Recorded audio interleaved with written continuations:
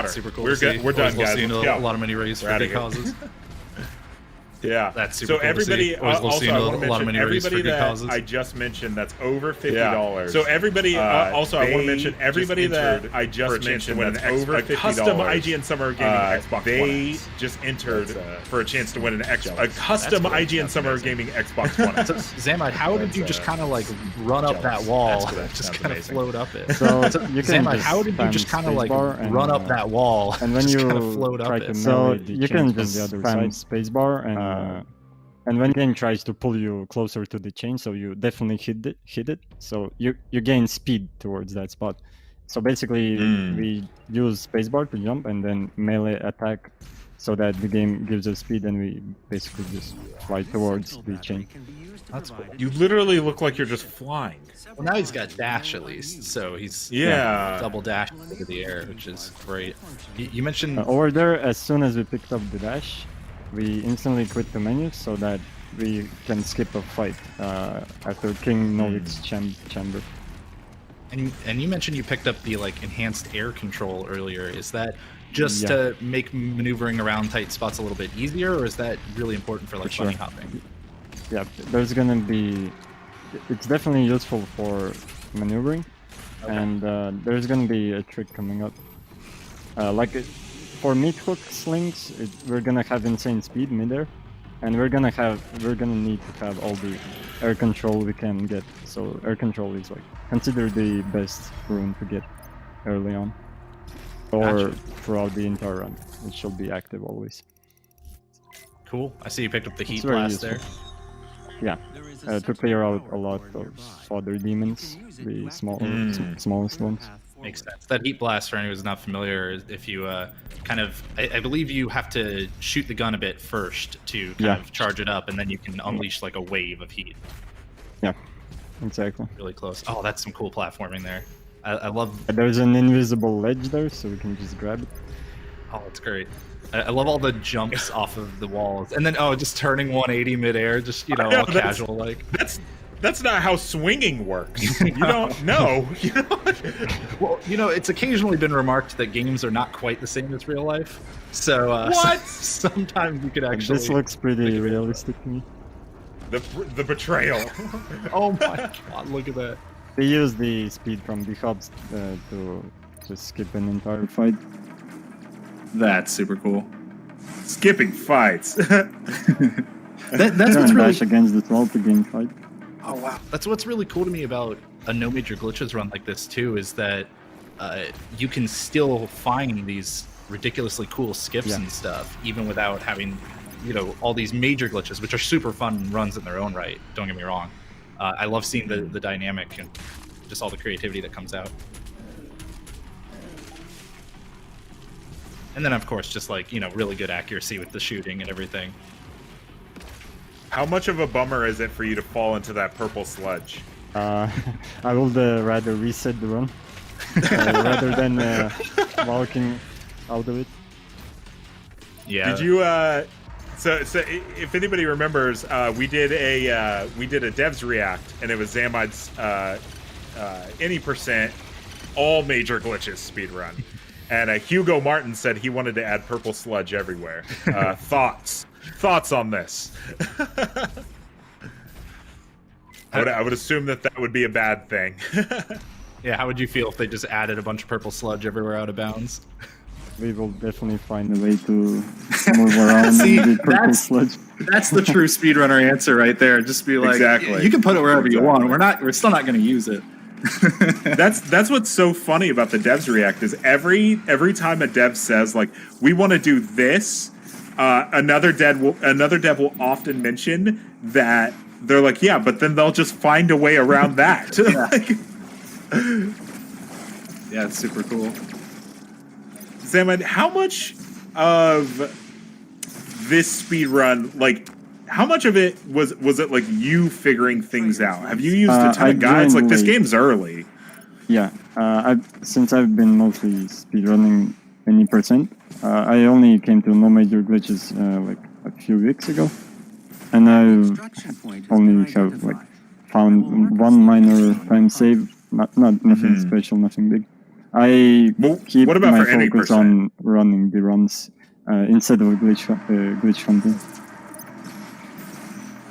And then for any So for percent this as well, I fight, think. Mark, oh no, you go ahead.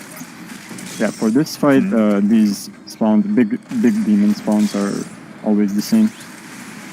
Okay, cool. So it's just the small ones that are. Yeah, small ones are the most annoying ones because you have to play hide and seek with them most of the time. I love the kind of. It's routing in a way when speedrunners often talk about routing, they're generally thinking of where to go from point A to point B to point C.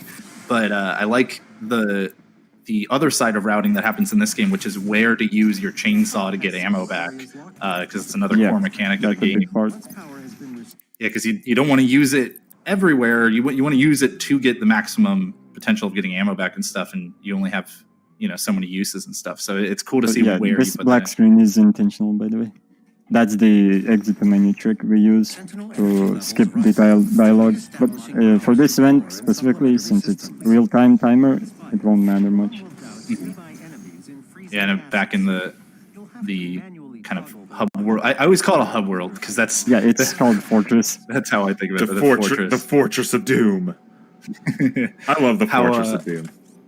So I saw you were maybe picking some stuff up or moving around. Are you going to pick up any of those like extra upgrade points that are around the fortress? We're gonna do challenge, not the fortress rewards. No, we're not gonna pick any of those.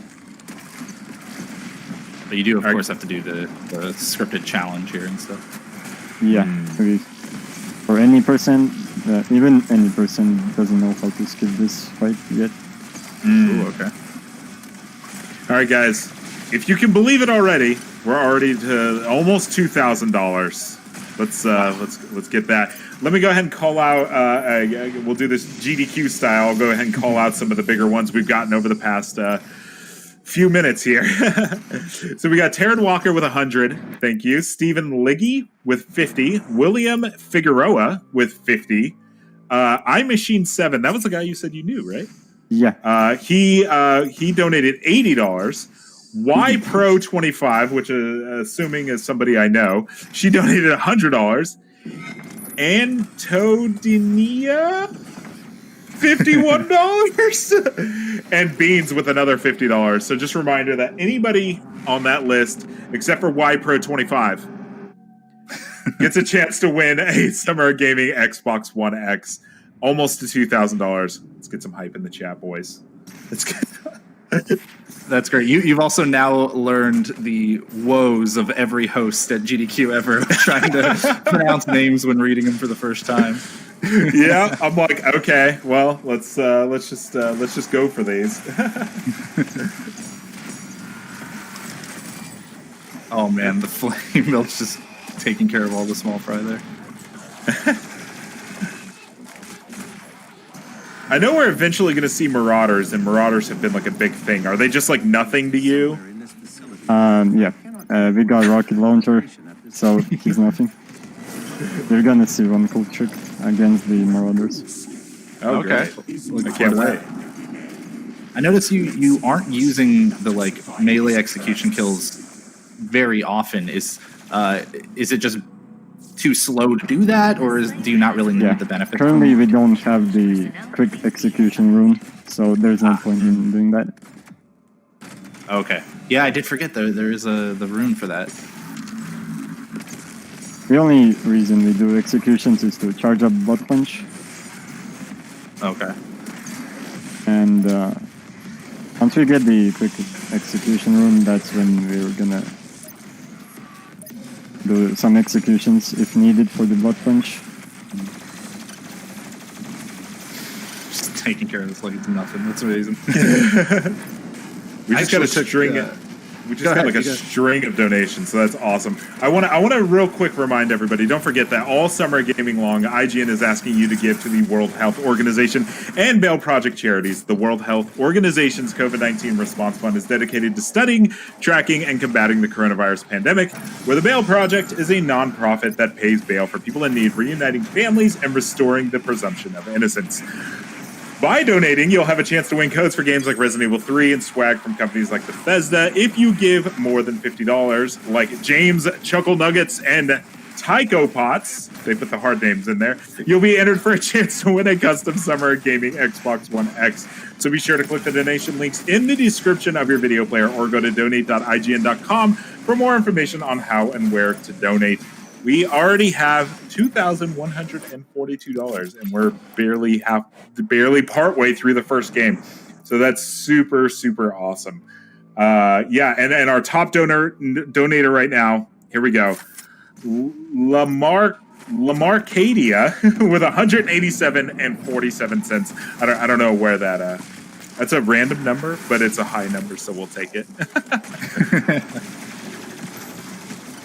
Now, for a while there, you were at low health, Xamide. Are you ever... I mean, you're just casually moving through all the enemies and stuff at low health. Are you ever in fear of just a random snipe from one of the small fire while you're just moving past everything? That rarely happens. Really? And, Okay. Looks like we're gonna get slow spawns from some of the soldiers.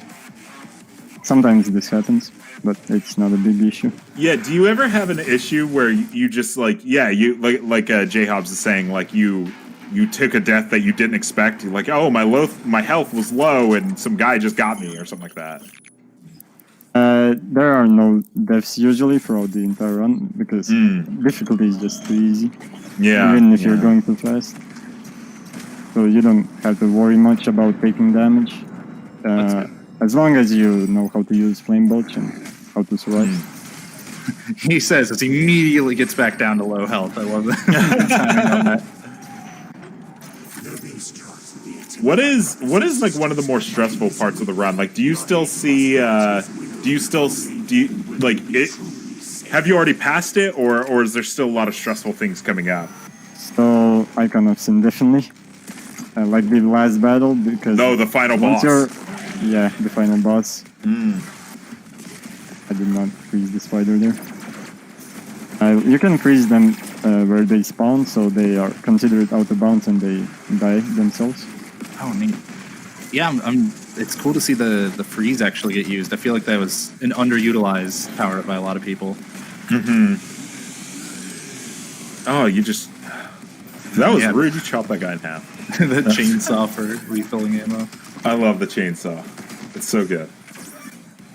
All right, Xamide, we got a minute. We got an hour. I almost said a minute and 15 seconds left. That would have been bad. We got an hour and 15. How confident are we? We good? 100%, yeah. There's one small soldier remaining. Yep, he was playing hide and seek.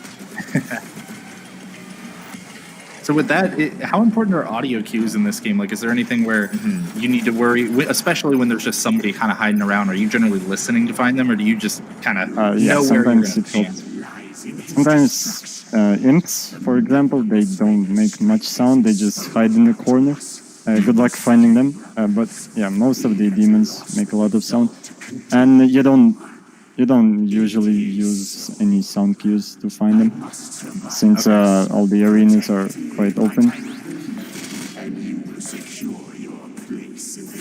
Just wiping out a lot of the followers here. I like how you get the little foreshadowing tease. The priest there. A relic from your past. Snipe one on the way out. Why not? Did you have to kill that guy? Do you have to kill everybody? Not at all. That's also what I love about Speedrunner is whenever the game gives you like an elevator or something else where you just gotta wait, they're always gonna find something to do. Yeah. There's this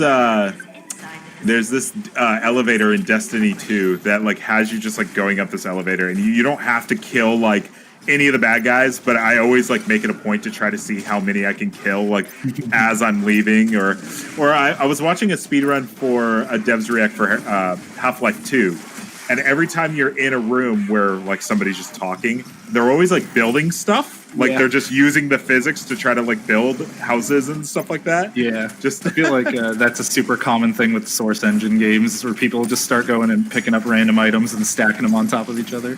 I mean, you got to do something to like kill the time, because like, I speedrun one game, Mario 64.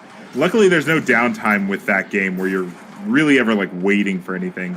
But like even if there is like a couple of seconds where you're not doing something, you feel compelled to just like still be moving. Yeah.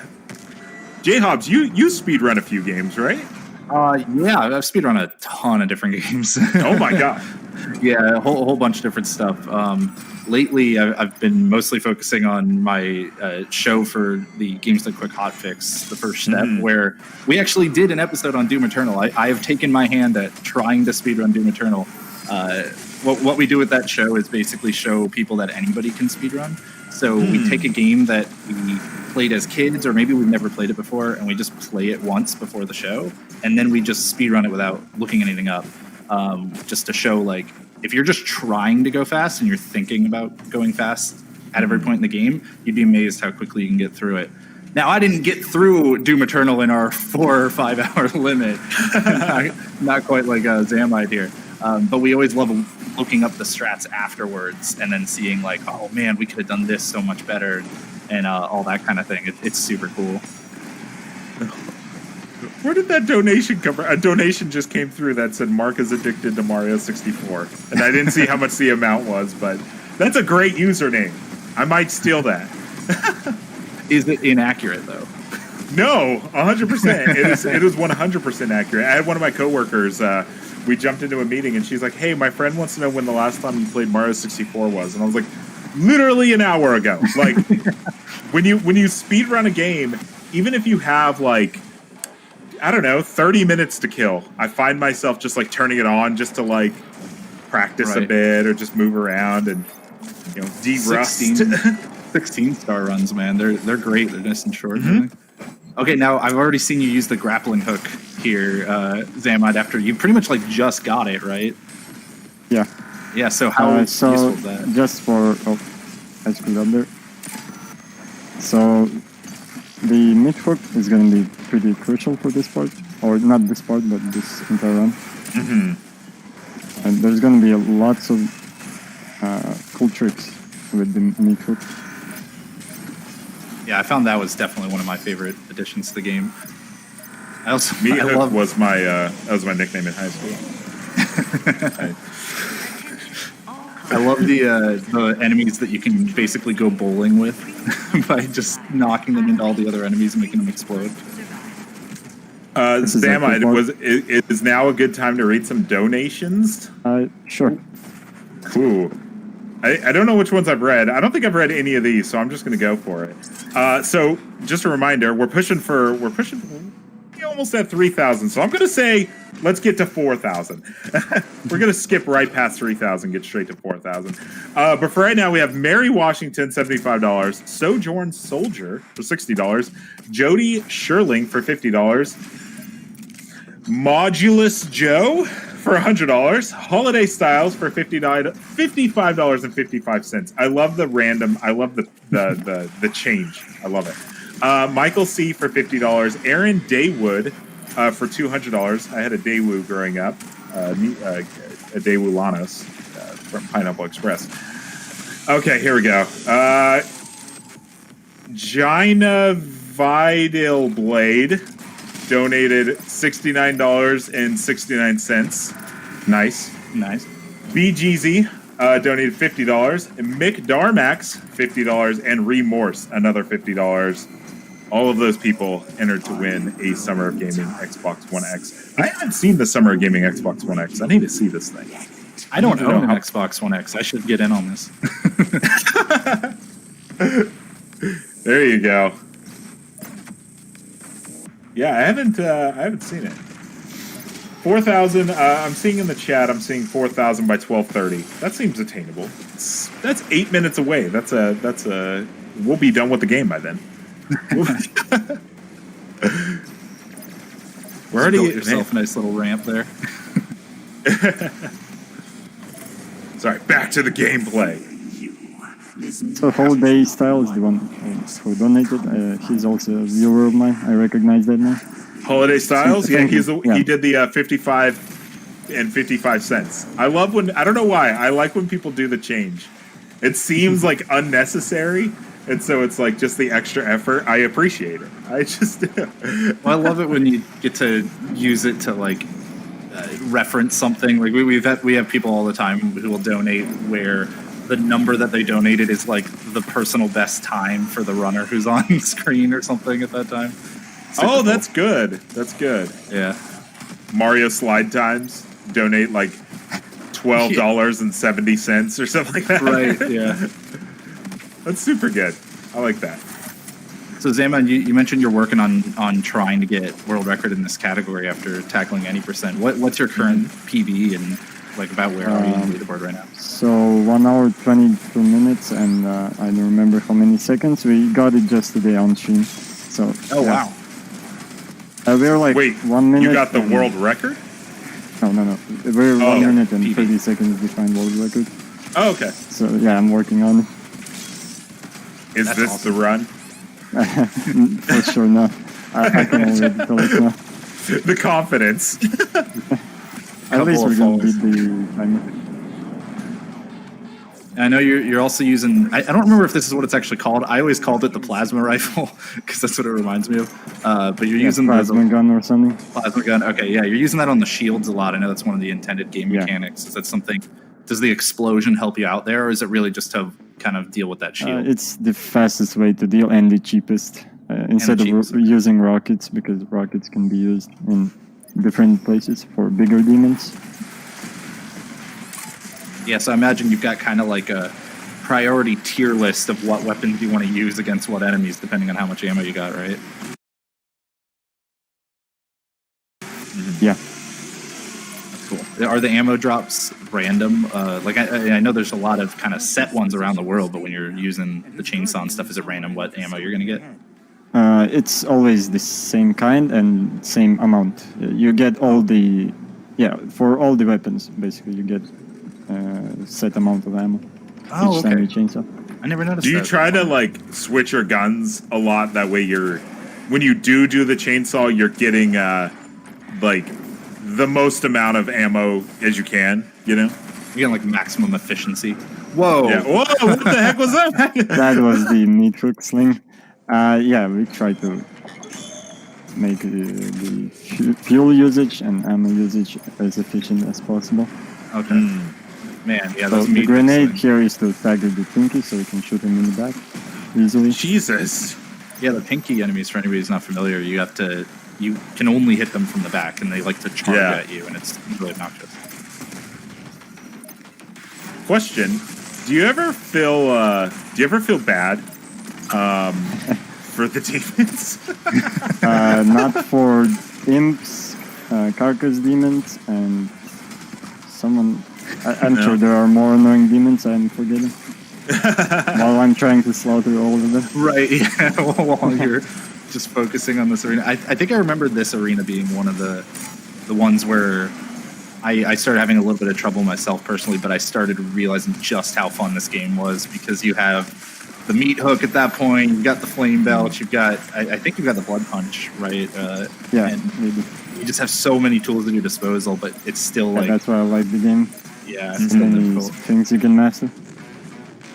Yeah, it's like I feel like every second you're like using a different weapon, or I think the most impressive thing I'm seeing, the meat hook slings are super cool, but it's like the quick scoping is really, really like impressive, and it's something that my old 32-year-old brain would never be able to do. I'm sure you will be able to do it with enough practice. Just casually landing on top of the platforming thing out there, by the way, so that he doesn't have to grab the wall. That's great.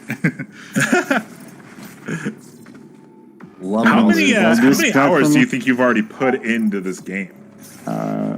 Judging by Steam, 300. Wow. That's not too bad. That's a lot. That's a lot since the game's only been out for a few months. But that's impressive. Like, that's even less than I think a lot of people would think. And for how good you are at the game. So it's impressive how quickly you can get good. I definitely was not trying to say that at the same time as you messing up a trick. Yeah, this one is pretty precise. There's like an invisible floor you can, like a pixel you can stand on. Oh, weird. Cool. Yeah, I was like, I don't know what's happening here, but You made it happen. So what did you just grab from that like relic looking thing there? The slow motion when holding right click, because that's gonna help us get more speed from our mid hook swing. Oh, really? Okay. Since it's gonna be in slow motion, there's some physics stuff going on. Yeah, I love when time dilation can like affect the physics of a game in ways that the developers never expected. Yeah. So that's my next question. Do you ever feel bad for the developers for like destroying their game? Yeah, I'm mostly running the game, like the existing found glitches, so I'm usually not the one who's finding these. So you're safe from scrutiny. That upwards meat hook sling looked really cool. I'm seeing a question from Steel Rose. I'm from Latvia, and this is the cool trick. Oh man, look at that! Oh, that's ridiculous. And then into hop to keep that momentum going. Jeez, Just changing direction midair too. When you turned back there, did you have to like get to a certain point to hit an invisible trigger at all, or was that just conveniently kind of how you were going to be able to curve in there, was going out that far? Yeah, there's a huge invisible wall, so I had to curve around it. Gotcha. Yeah, that's so something. I won't have a blood punch for this fight, which will make it super easy. We're just gonna spam shotgun and precision bolt until he dies. That's ridiculous. This, I think, was probably the boss fight I had the most trouble with. This guy had pretty easy. Now watch the other two. They're gonna die. The guy like he spent his whole career getting ready for that fight. Oh my God. How already in the flying mode, because these enemies have like 2 phases. Yeah. And he's already down. Oh my God. The other one is trying to escape, obviously. He's trying to escape. With his friend. He's like, no. He's like, I just saw what happened. I'm out of here. Well, I'd be running too, man. he didn't make it.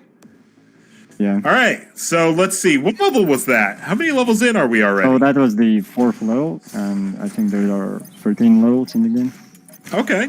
And we have an hour left. So I'm going to go ahead and do a little bit of housekeeping here. If you're just joining us, welcome to IGN Summer of Gaming. You're right on time because Xamide is currently trying to break the world record for Doom Eternal speedrun. He already said that that's not going to happen. While he does, don't forget to donate to the World Health Organization's COVID-19 Response Fund and the Bail Project by clicking on the links in the video description.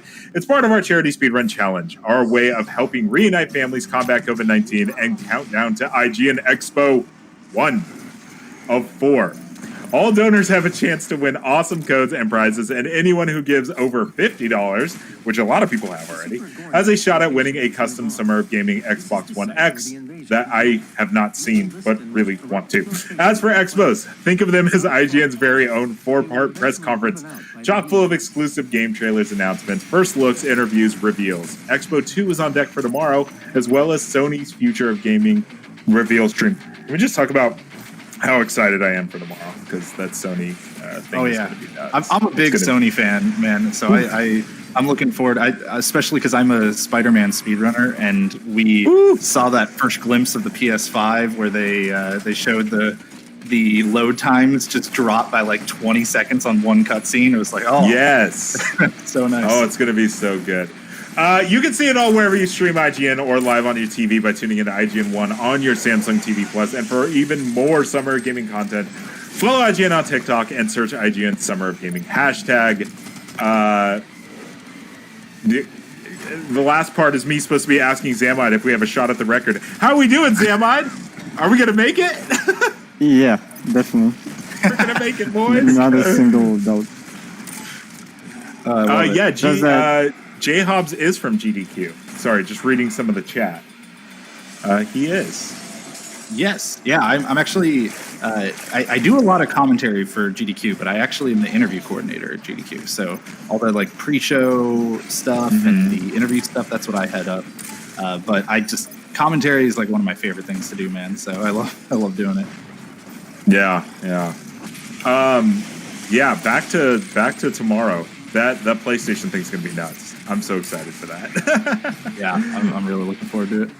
Xamide, are you a PS4 guy at all? Or no, PlayStation guy? not at all. PC Not at Master all. Race. Is that Only what PC. yeah, there we go. What are you gonna do? And then tomorrow we have Brian Otto. He's gonna play Titanfall 2, which is gonna be sick. Yeah, that's a cool run too. That has a lot of super fun physics stuff like bunny hopping, similar to Doom Eternal. And I believe Brian Otto also played Doom Eternal. Yeah, he did all collectibles category. Yeah. Jeez, how long does that one take? 1 hour 40 minutes around that time. Yeah, I haven't been following it much. Is that in-game time? Without loads, yeah, in-game time. Oh, okay. Yeah. Plus that one I think allows some glitches and stuff, right? So the no major glitches is it's like wild how close those two are to each other. Look at all I'll go ahead and read some quick donations here. We're at $3,252.30. Aaron Daywood right now is the top donator at $200. Then we have Coach Furatu at $75, an anonymous person at $50, Big Gig at $100, and Edmar Davis at $50. So a lot of action. Yeah, super cool to see. Yeah, 4K is it's right around the corner. Right around the corner, guys. Let's do it. I believe it. I believe we got it. So now this level, if I'm remembering correctly, kind of has like a bunch of different keys that you got to pick up, right? Yeah. Like 3 different paths, I think, or something like that. They kind of have you looping Yeah, back we're around. going for all of them. Okay. Yeah, that was going to be my follow-up. Are there any keys you skip in this, or do you got to kind of go through all of them? Because this was definitely a tense part of the game. Deactivating the generator will destroy the nest. You also picked up, I don't remember the name of the weapon, but I saw you using a lot of shots backwards to boost yourself forward with, this weapon you've got now. Jeez. Yeah. This level is a maze, so watching it for the first time is going to be very confusing. Yeah. I think I remember getting lost in this level. I don't remember. I think it was one of those things where I was just walking past a door I didn't see. That happens. It happens to the best of us. I just love the quick flicks backwards to then start moving forwards again. Do you have do you find that you have to use a really high sensitivity in this game in order to do that, or do you maybe even switch your sensitivity around when you need to do those kinds of tricks? No, I don't switch sensitivity, and it's really preference, the person playing. So I'll need help here, or else I'm gonna die. I have someone in chat asking, Xamide, what your favorite category in the game is. Well, I'll wait for you to finish walking off this lava waterfall. So I think it was any percent, but now I'm enjoying no major glitches more because I played any percent for so long. Right, easy to get a little burnt out. That's something that when it comes to speedrunners is I would do 16 star, and then it's I would change it up, and I'm I'm gonna practice 70 star, and then that's what I get into. It's kind of I don't know if I have a favorite category for Mario. Yeah, I think I just exactly. It's like when I need a break from one, I start doing the other, and then I'm this is my favorite category. Right. Yeah. And then I switch back, and I'm never mind. This is my favorite category. I've had some games where my favorite category is too long to run consistently.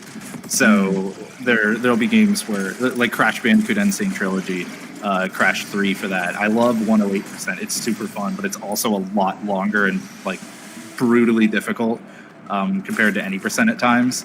So I would still just run any percent way more. Xamide, I would assume that Doom Eternal is not okay, 2 questions. Part 1, what made you want to start running Doom Eternal?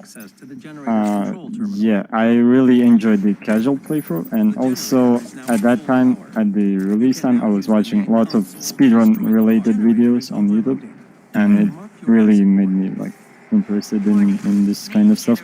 And just jokingly said that I'm gonna start speedrunning in Doom Eternal, and then I actually was doing decent enough, and then it all went uphill there. And now, according to our intro sizzle, you're world famous for running Doom Eternal, so that's great. Yeah, that's cool. That's very cool. Second part was, I would assume Doom Eternal is not like the first game you've speedrun. Like, what are some games in the past that you've speedran, like seriously? Seriously, none, not a single game. Only Really? Celeste one run, and it wasn't like an amateur attempt. But Doom Eternal is the first game I actually consistently speedrun. I'm sorry, I missed it. You said Celeste? Yeah, Celeste. I did like one run with like sloppy practice. Celeste is another great speedrun. Another great game. Okay. That's unbelievable to get to be the first speedrun that you've taken seriously and then just like top the charts. Yeah, I'm just I play a lot of FPS games, so maybe that experience. I was gonna ask, we got to get you out on playing like Valorant or Overwatch or something, just destroying everybody. Those are the type of games I don't enjoy since they're slow paced, and Doom Eternal is the opposite. It's super quick. Guys, I want to remind everybody that by donating, you'll have a chance to win codes for games like Resident Evil 3 and swag from companies like Bethesda. I like Bethesda. I'm a big Fallout fan. And if you can give more than $50, like a lot of people have, you'll be entered for a chance to win a custom Summer of Gaming Xbox One X. Be sure to click the donut link. The donut link. I need donuts. I got donuts on the brain. The donation links in the description of the video player, or go to donate.ign.com for more information on how and where to donate. We're at $3,500, so it's pretty good. I'll take it. Somebody in the chat saying I love Mario 64. They knew I would see that. Everybody's really happy I said donut link as well. I'm sorry. Sometimes you got them on the brain, man. It's what happened. I need donuts now. I was gonna ask back when Xamide there. Oh I was gonna chainsaw the Mancubus. It's okay though. Yeah, those I didn't have blood punch there. Yeah, I saw you trying to use that. The melee just wasn't quite. I think I used it on Super Bonus Summer. Gotcha. Are you actually shooting through that barrier sometimes? It doesn't work in this version of the game. Oh, okay. And they fixed it in the newer ones. Gotcha. Oof. Yeah, I forget how gory this game is, but it looks so good. It does look so good. I was gonna ask you, Mark, back when Xamide was climbing that waterfall, that lava waterfall, if that gave you any flashbacks to SM64 Lethal Lava Land waterfall bounce. 100%. Whoever came up with that is a Mario 64 speedrun fan, and they're like, "Hey, does the lava boost work in Doom Eternal?" Turns out, half of Doom Eternal is made from Mario 64's code. Nobody knows that. This has been fun facts with Mark Medina. One of the many first looks you're going to get here on the IGN Summer of Gaming. That's right. Yeah. They looked at Mario 64's code and they're like, what can we make with this? Cool platforming there. You just kind of got another jump off that beam, right? Off that little steel beam. Lots of movement, like tough to perform tricks. With the movement. Yeah, so this jumping Since you upwards. can do so much stuff. That was actually something I also noticed because I mentioned I tried to run this like in a very, very sloppy way, and I noticed you could jump up the parts of the wall that you could cling onto, and it can help you skip a lot of stuff. So that's really cool to see that it gets used pretty heavily in the speedrun. What is that thing you're using? So that's the ballista, right? And you're using that to like propel you forward? Yeah. It gives you a knockback, like 30 meters per second speed. Pretty big boost, so it's very useful to keep moving fast around. It reminds me of like grenade jumping in Team Fortress 2 and stuff.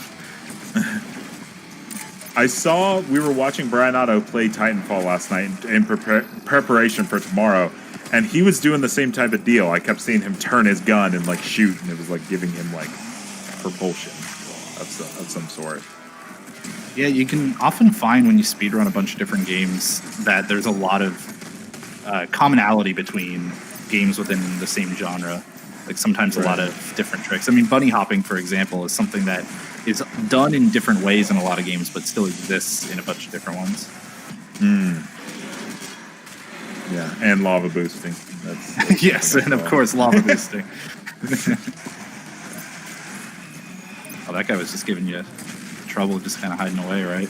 He didn't really want to. Yeah, I accidentally used the ice bomb before, so I couldn't get rid of the pinky very easily there. Yeah, pinkies seem like one of the more obnoxious ones to deal with here in a speedrun. Is that true, or is there an enemy that's like... There are some tricks, but I'm just bad. we can use the heat wave to stagger them, or just a regular grenade. Okay. There's a bunch of like tricks you can do. Gotcha.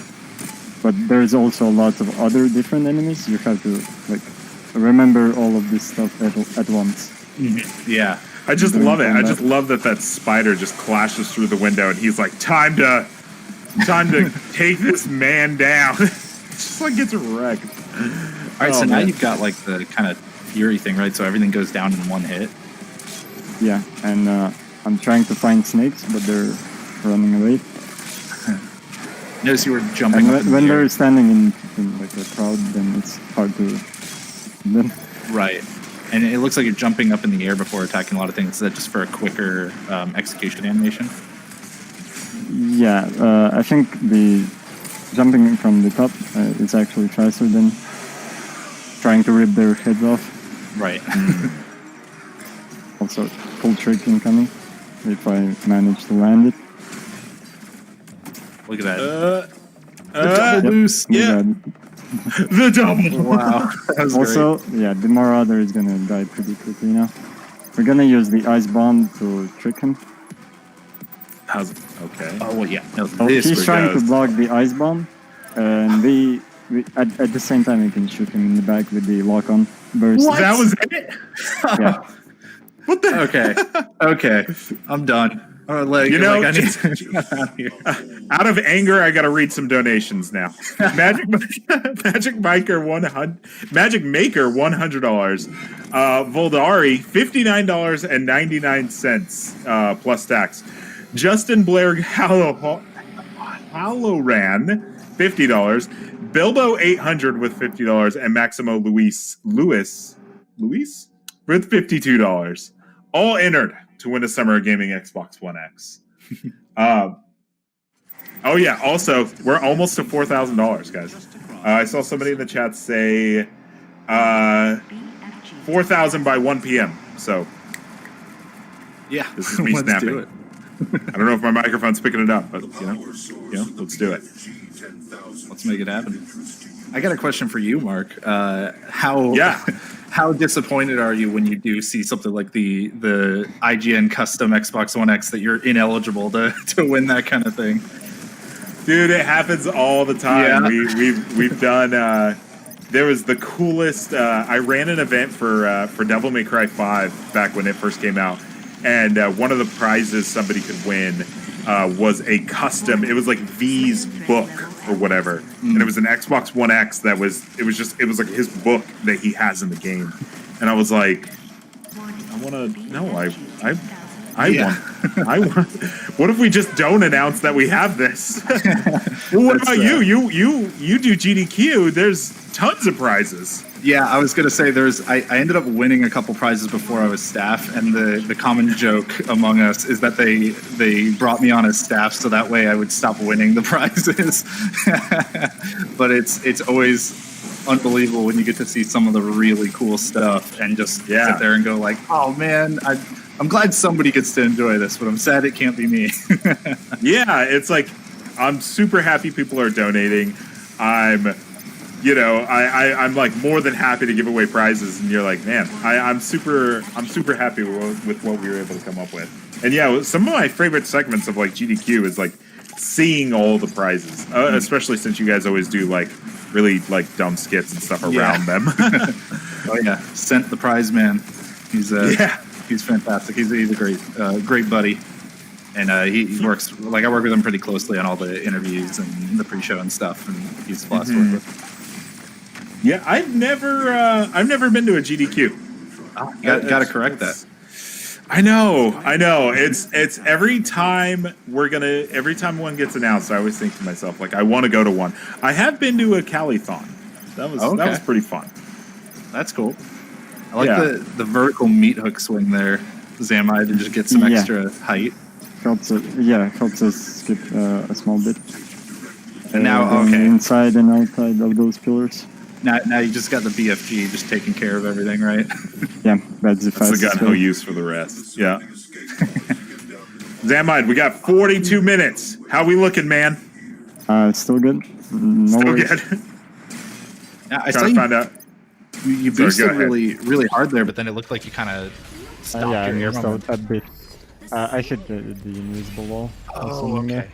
So that sometimes happens. Yeah, wait, this game has invisible walls? Yeah, to stop players from accessing certain parts. Another thing from Mario 64. I was gonna say, this level's just tick-tock clock. Everybody knows that. I'm starting to be more and more convinced that this the Doom Eternal and Mario 64 is this is Mario 64 remake. This is, yes. So here we load checkpoint to remove one of the invisible walls, so that we can skip the cutscene straight to the cannon. Oh, here we go. Awesome. So Anytime the ballista can also give us height if we shoot downwards and jump at the same time. Anytime I see you turn your camera around the other way, I'm just like, oh, here we go. It's gonna happen. Yep, there we go. You're just gonna see a big boost. Look at that. That's unbelievable. Just barely. This is one of the most annoying tricks because it rarely works. Oh, here we go. Oh, yeah, that's not expected, but it's okay. Let's get some L's in the chat, boys. Oh, there we go. At least we reached that part. That's good. Yeah, it's a cool backup strat. Like you said, it gets you the BFG ammo at least, right? So that helps you out later. It's always nice when backup strats can kind of mitigate the time loss from an initial strat and also save you time later. So that way it really reduces how big of a deal it is if you miss that first try on a really hard trick. Yeah, it's like, oh, I wasn't able to do this, but this should be fine. There are definitely times when speedrunning where it seems like it's like, oh man, that's a big time loss, and you're like, when you actually think about it, it's not. It's like, it is, but As long as you can, I've always said that after looking into so many different runs and especially looking at a bunch of different world records, it's unbelievable how common it is that the best player at the game is also going to be the player who will adapt to mistakes the best. Because a lot of people might think it's just, oh, well, the best player is just somebody who grinded out every really hard trick until eventually they got them all. And can nail every trick every time. Right, and it's often not the case. It's often somebody who knows as soon as they make a small mistake or maybe even a big mistake, how they're going to adapt and react to that, how it's going to change. Maybe it'll change their entire run, but maybe it just changes that level, and they're going to react to that and be able to keep moving, keep going forward, and still get really good times. Xamide already showing us that like several times in this run. So yeah, this one is just quickly get to the boss and destroy the boss, since there is no combat in Sentinel Prime. Are you going to give him a chance at all, or no? We'll see. Depends if I miss one shot. It gotta be like you have to hit all your shots for him to die quickly. First phase. Like I love the combat, but just seeing like this, just like we'll call it castle movement, it's just like really. I love it. like 4 people got that joke. Anyway, it's not even inaccurate, right? Like you're moving around like a kind of church like. It's 100% accurate. Yeah. All right. Oh, here we go. So I know this boss gives you like opportunities to stun him when you see the eyes flash on the shield, and it looks like you're still fitting in a lot of extra damage in between that. Oh, the BFG usage too. Sometimes I because this game does like that like frame skip where it's like, you know, when you go into like a glory kill, the game just like kind of like pops you in there. Sometimes I'm like super confused on what's even happening.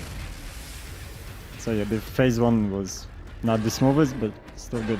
I didn't get the fastest kill, but yeah. It was still ridiculous seeing all the like phase 2 is just gonna be face tanking. If he stay close, he won't be spinning, he won't do anything. Or backwards long jump just donated $1, so you know. let's get some hype in the chat. Let's get. Oh man, the BFGs in the face and everything too. I mean, look at him. I feel bad. Look at him. It's like a Monster Hunter fight. It's just like the longer it goes, the worse you feel for them. Look at that. Oh. With his own weapon too. Yeah. Down he goes. A small fun fact: when we like remove the shield's left eye, or the right eye, the demon here also loses his right eye. Oh really? That's cool. Yeah, they're connected in some way. Yeah, I never knew that. That's super cool. All right, guys. Xamide, he's going to beat this game super fast. So the time is actually going much faster than I thought it was going to be. I can't believe we already it's only pretty entertaining run to watch as well. Yeah, it's like it's so good. I'm glad. You got what, like 15 minutes left or so? Probably 15-20 minutes left. How much time do we have on the timer? I can 36 minutes. Okay, then around 25 minutes. 25 minutes. Okay. I'm sorry, Xamide, you said like 30 minutes? 25 minutes? 25. That's not too bad. Slow it down. How about you slow it down? Slow it down. We got to hit $4,000. Yeah. When we hit $4,000, then we can speed it back up. Look All right, at that. guys, with that,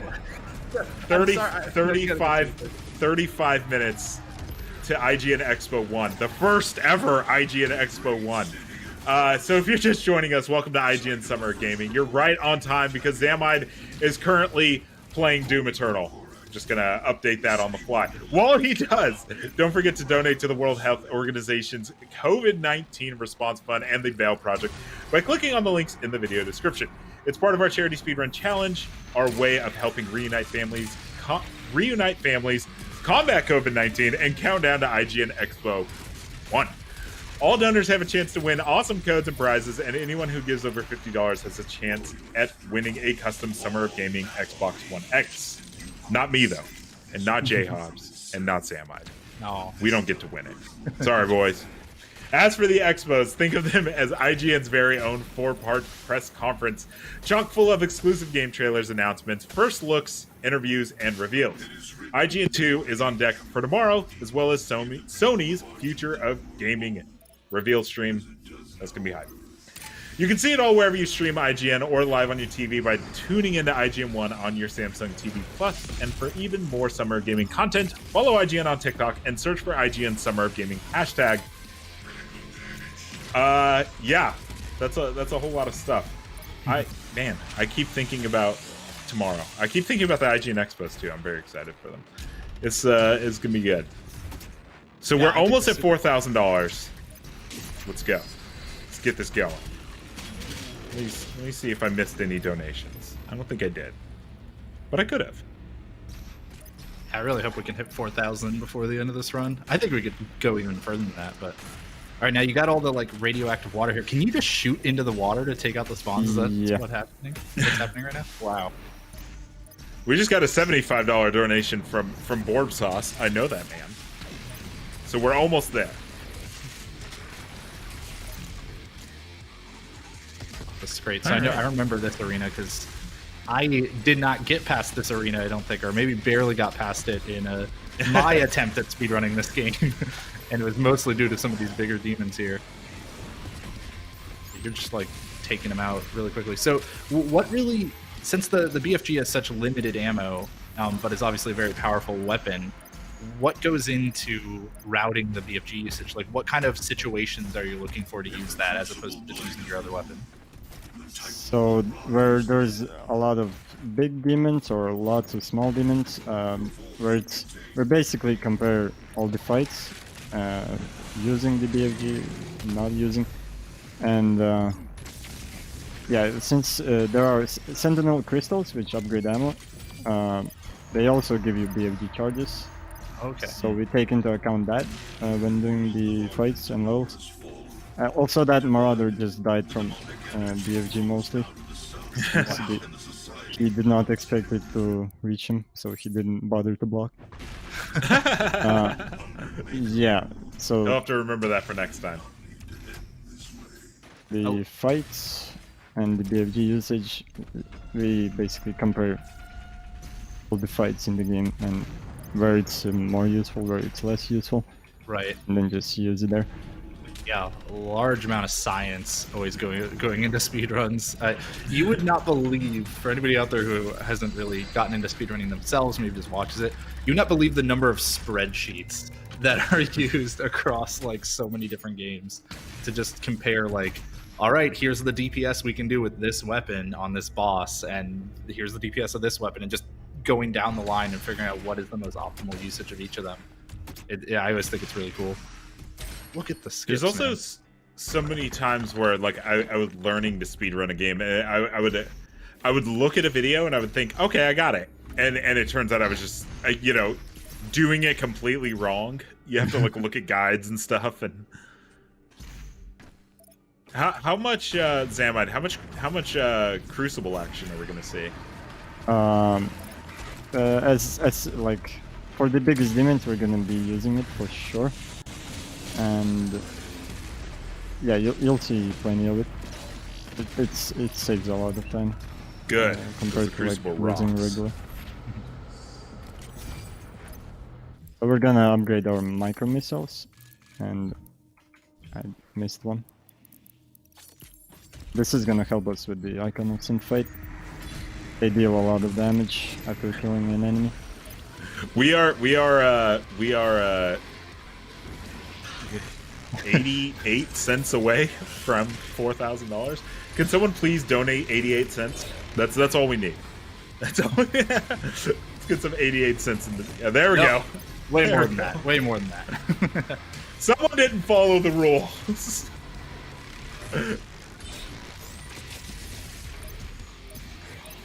I could watch you run around arenas and just take out enemies all day. This is just so great. It's always super exciting to see just how quickly they'll fall and everything.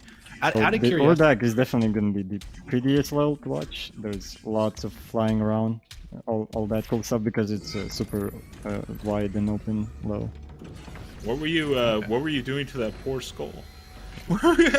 I'm trying to get the button press as soon as possible, basically. And it's fun to punch buttons. That was my favorite thing to do as a kid. punching buttons basically describes every job I've ever had.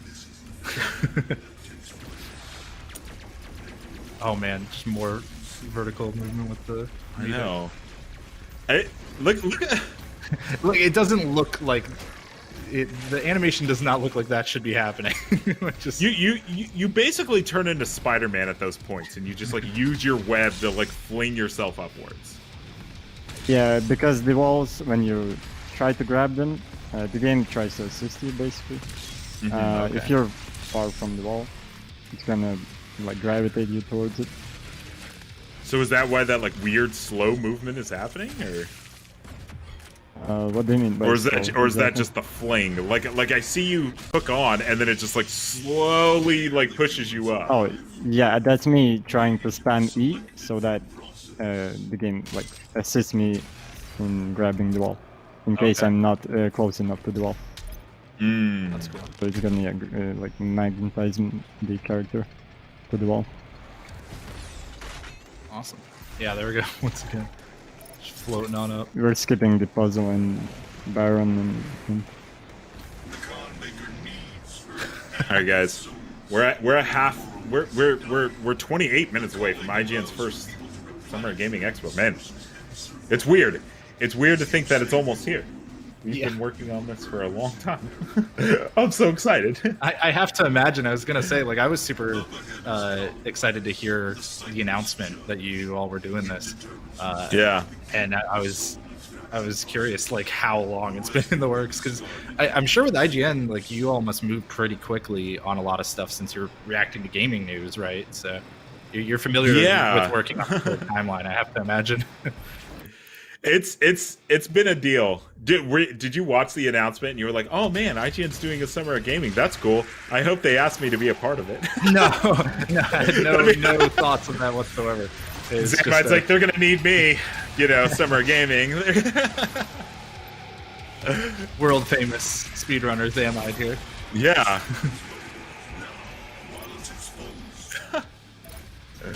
I'll go ahead and read some of the donations we have. We have Aaron Daywood, who's still our top $200 donator. So let's, yeah.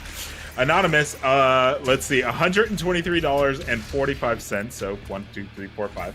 I appreciate that. That's fine. Yota821 with $50. Anonymous with $51. Anthony P with $50. And Ryan with another $50. All entered to win. Yeah, 5K. 5K is coming. Our goal, guys, we got 26 minutes left. Also, just so you know, just because the stream ends doesn't mean you can't donate still. The donation links are still at the bottom of the video player. That is just running during all of Summer of Gaming. So I want to make sure that that's clear. Yeah, but yeah, great. 5K before the expo starts. Let's do that. The wolves, they're coming in. This is, I think, the longest we've seen a Marauder on screen. Yeah, he sometimes acts weirdly, so it's hard to shoot him down fast. He does not want to cooperate and try to block the ice bomb instead. That was his moment. It didn't last as long as he would have wanted. But. Yeah, I usually screw up this part. He got his 15 this minutes. Marauder. More like 15 seconds of 15 seconds of fame.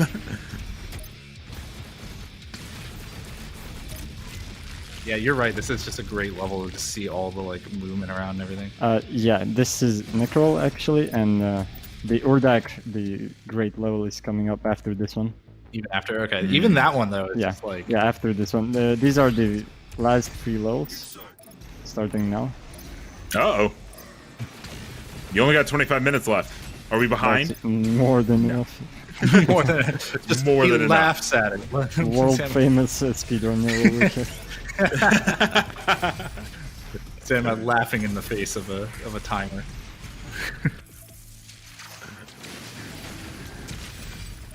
I still love the shooting through the barriers. It's so good. I know.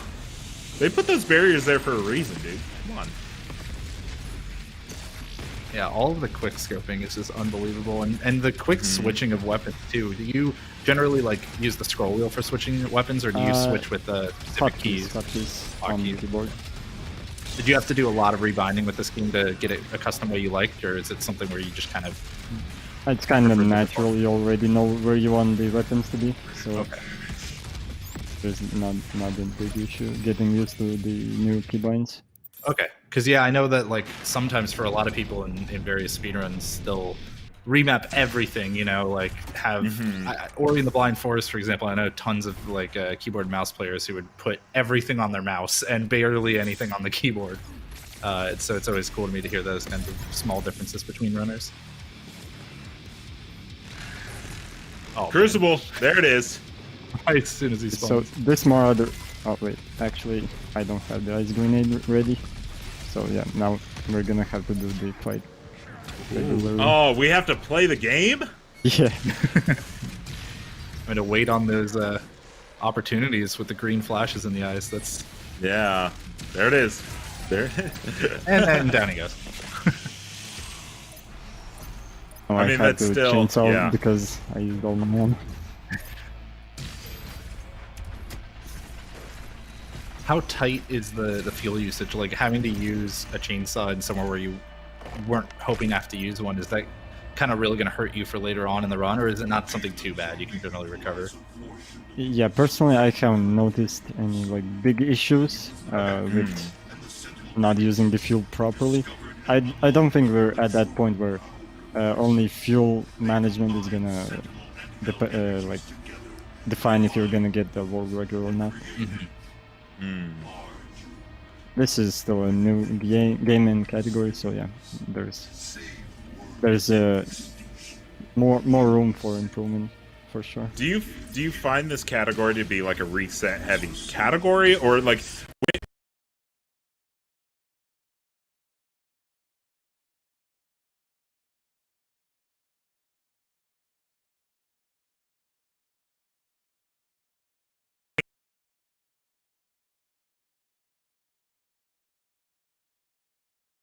play the game like you will usually finish a run, even if it's not the best run you've had.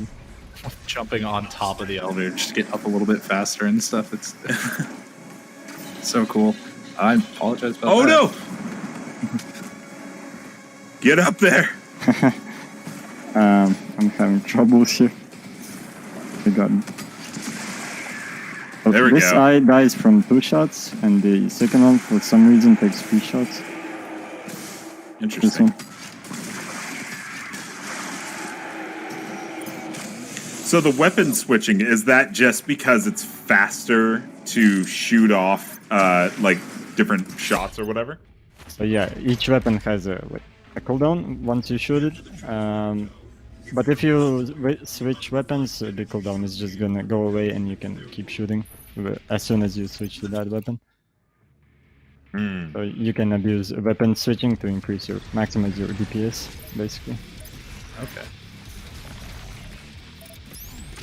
That's super cool. And of course, BFG. I love how you always want to kind of back yourself into a corner so you can get like the widest view of all the enemies there. Yeah. And use them. And then you just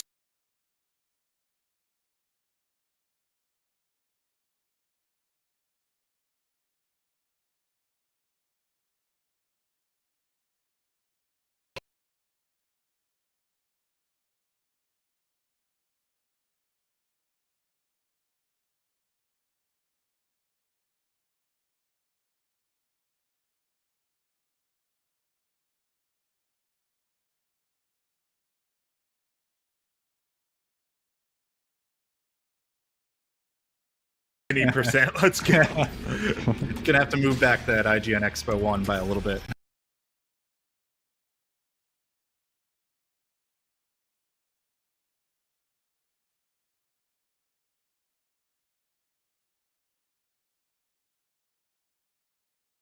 This isn't going to happen.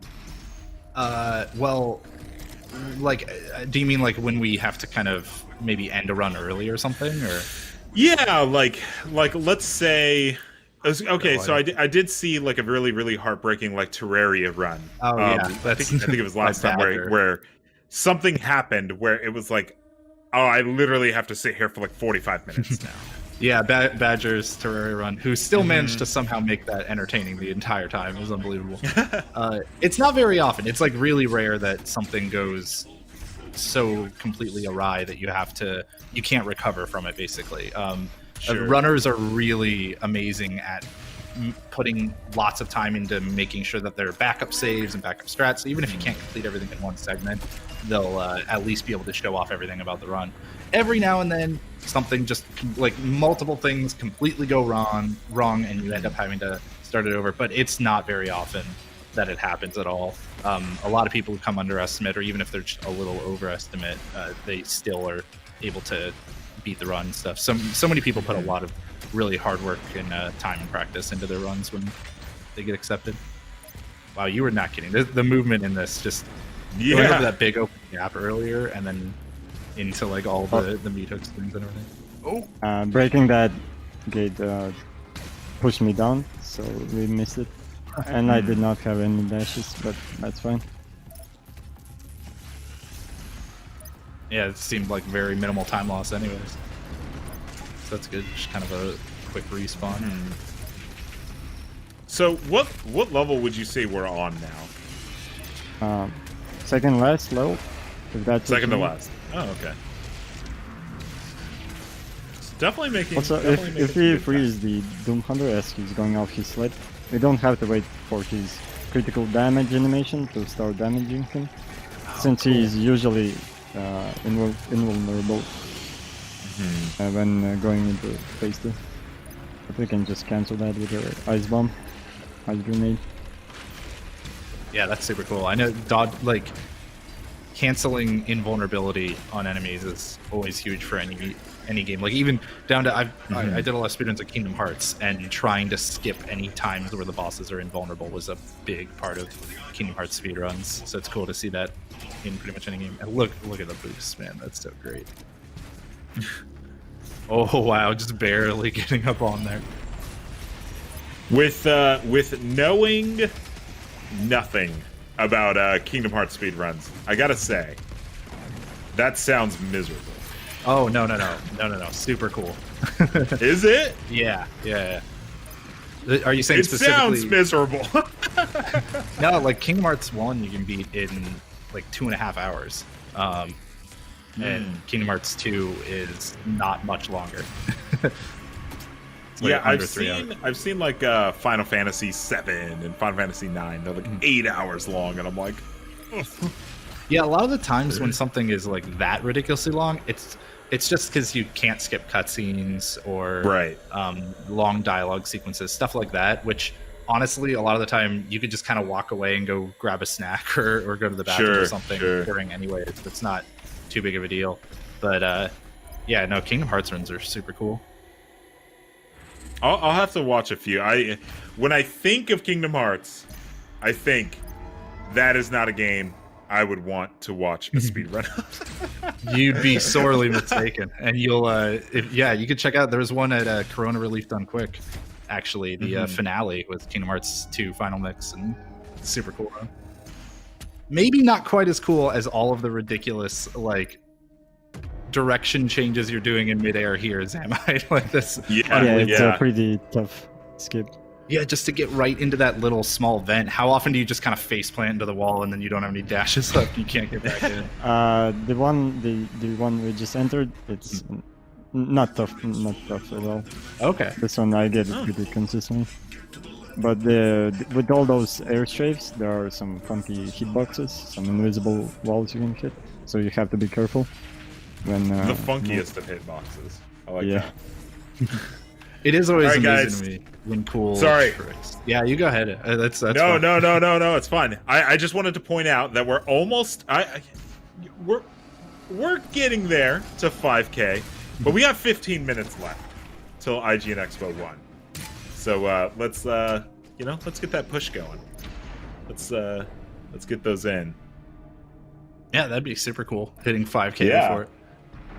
But I wanted to say just it's always funny to me, and it's always a really great moment when you see a really cool looking skip in a speedrun, something that looks unbelievably fast or just really hard, really tight, and then you talk to speedrunners of it, and they're like, no, that's easy. Here, let me show you. You can totally do that. Like it kind of like in SM64 when you're taking the baby penguin down to its mother in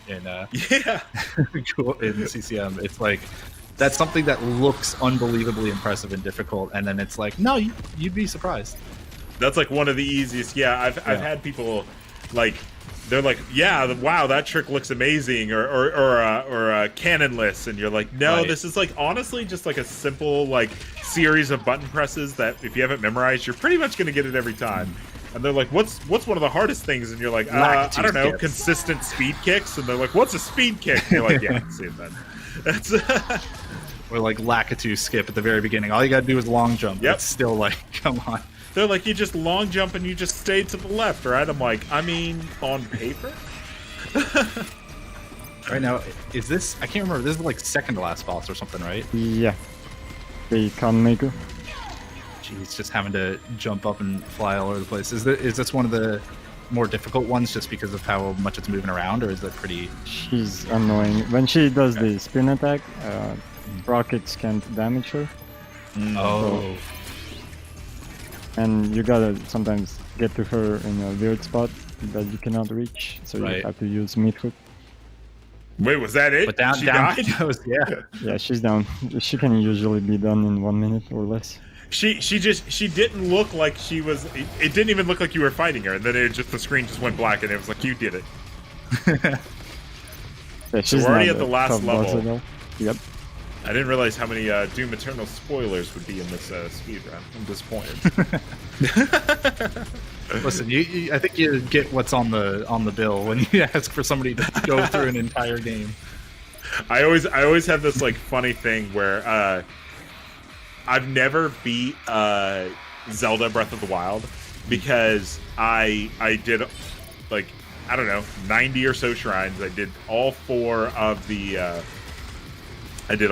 Guardians, all that good stuff. The only thing I had left to do was beat Ganon. But that is one of those games that when you beat the game, it just like reverts back, and you know there's no like end game. And then so around that time is when I think it was AGDQ 2 years ago or something like that ended with a Breath of the Wild speedrun. And so I watched the entire thing, and I watched someone beat Ganon.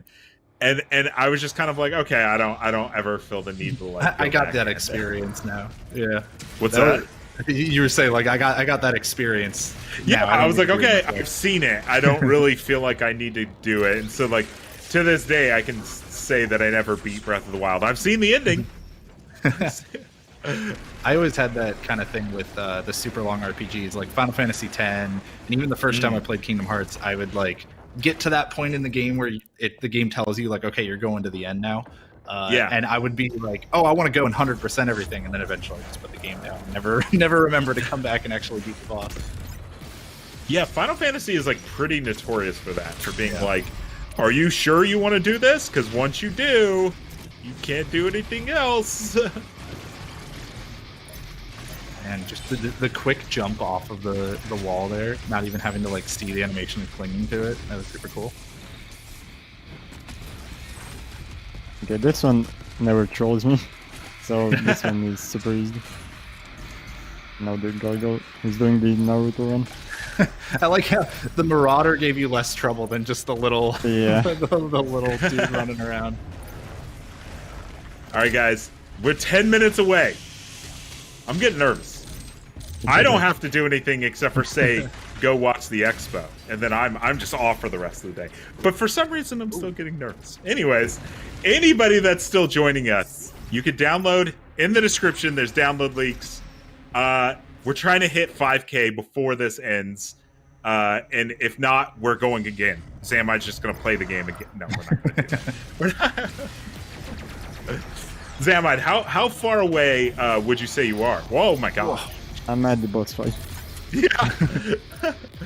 I'm like, hey, how long until? And he just like flings himself across the entire level. Yeah, here it is. So there he is. The hardest part of the game, Xamide said. Yeah, the timing has to be pretty tight with all the BFGs and the damage you do. So I would assume we're using the BFG mostly here, or yeah, mostly BFG and the Crucible. Nice. Wow, it Looks just like we got this down. like half of his health already gone. So all of the ammo pickups are in set locations, right? So you always know where the BFG ammo is going to be. Yeah. Okay.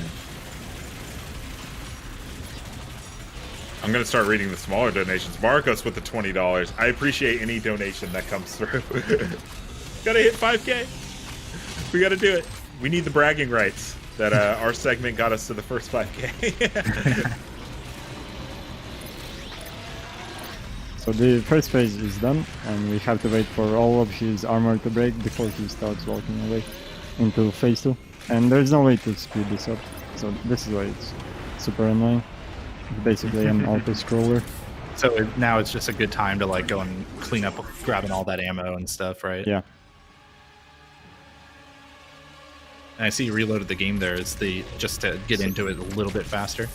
Yeah, this actually saves 5 seconds. Because he doesn't do the charging at the start of the fight. And we just chopped his face off with the Crucible. That's great. He needed that face. Just dashing straight out into the boss's face. That's so cool. I know. Oof. He tried chopping your face off. Yep, but it's fine. Yeah, let's go there. We're just gonna use normal weapons, I guess. I The intended guess. way. I don't see his health going down. We're just trying to knock off pieces of his armor right now. We're gonna go down there it as goes. soon as the pieces break.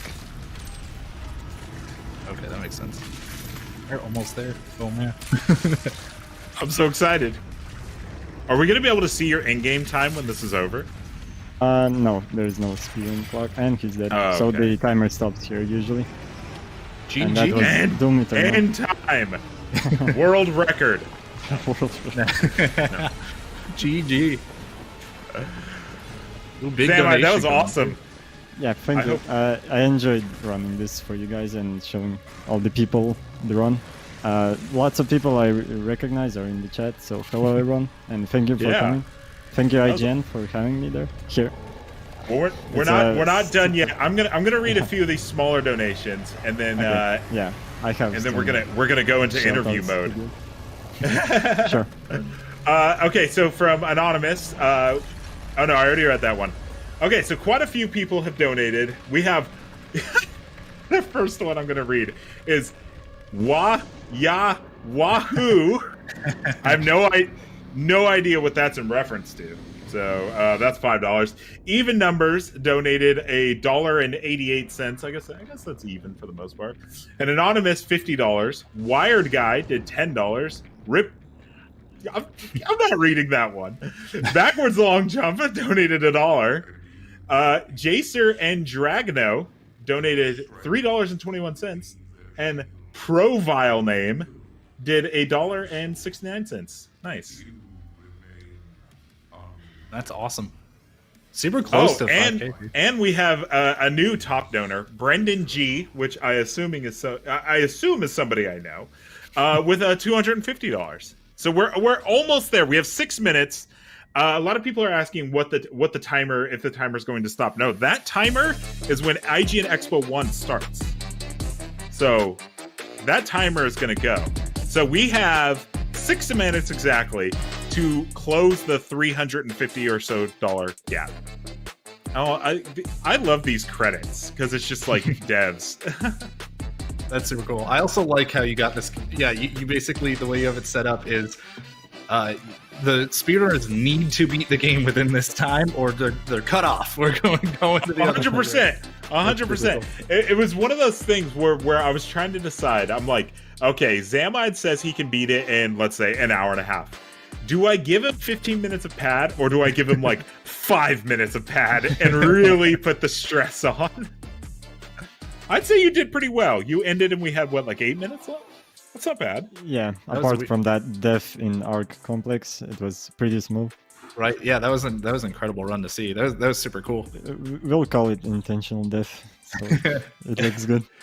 I don't think Everything's any of us will even know the difference. Yeah, I like the devs react part where they ask, "Was that intentional?" Whenever I death warped by accident. Yeah. So Everything's always how would you ever feel about sending one of these to id and seeing if they'd want to? I think the devs would appreciate this run a lot better than they appreciated the any sure, percent. yeah. Oh, sorry guys, No. I have to interrupt my own question. We just crossed $5,000. That's awesome. I can't believe it. Good clap. Let's get Try started. not to clap too loud into a microphone. I know, right? I don't even know if mine would pick it up, but anyways, that's super awesome. I didn't know what we were gonna get, so that's super awesome to hit 5K on our first stream. We have so many more to do. Me and J Hobbs are basically going to live here all summer long. I've pitched a tent. I'm ready to go.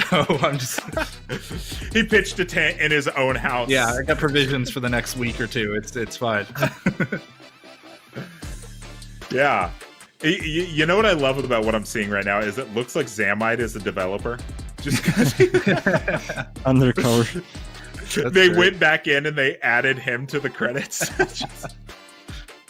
Xamide, did you have any last shout outs or anything about the Doom Eternal run? For the like a person shout Yeah, out, yeah, just whatever. Yeah. Actually, yeah.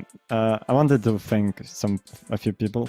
First of all, Sammy for being there, for always being there and supporting me through tough times. She definitely supported my channel with some cool art style, and definitely helped me grow the stream as well as IGN. Thank you guys. And there's to my one moderator and friend Darenberg.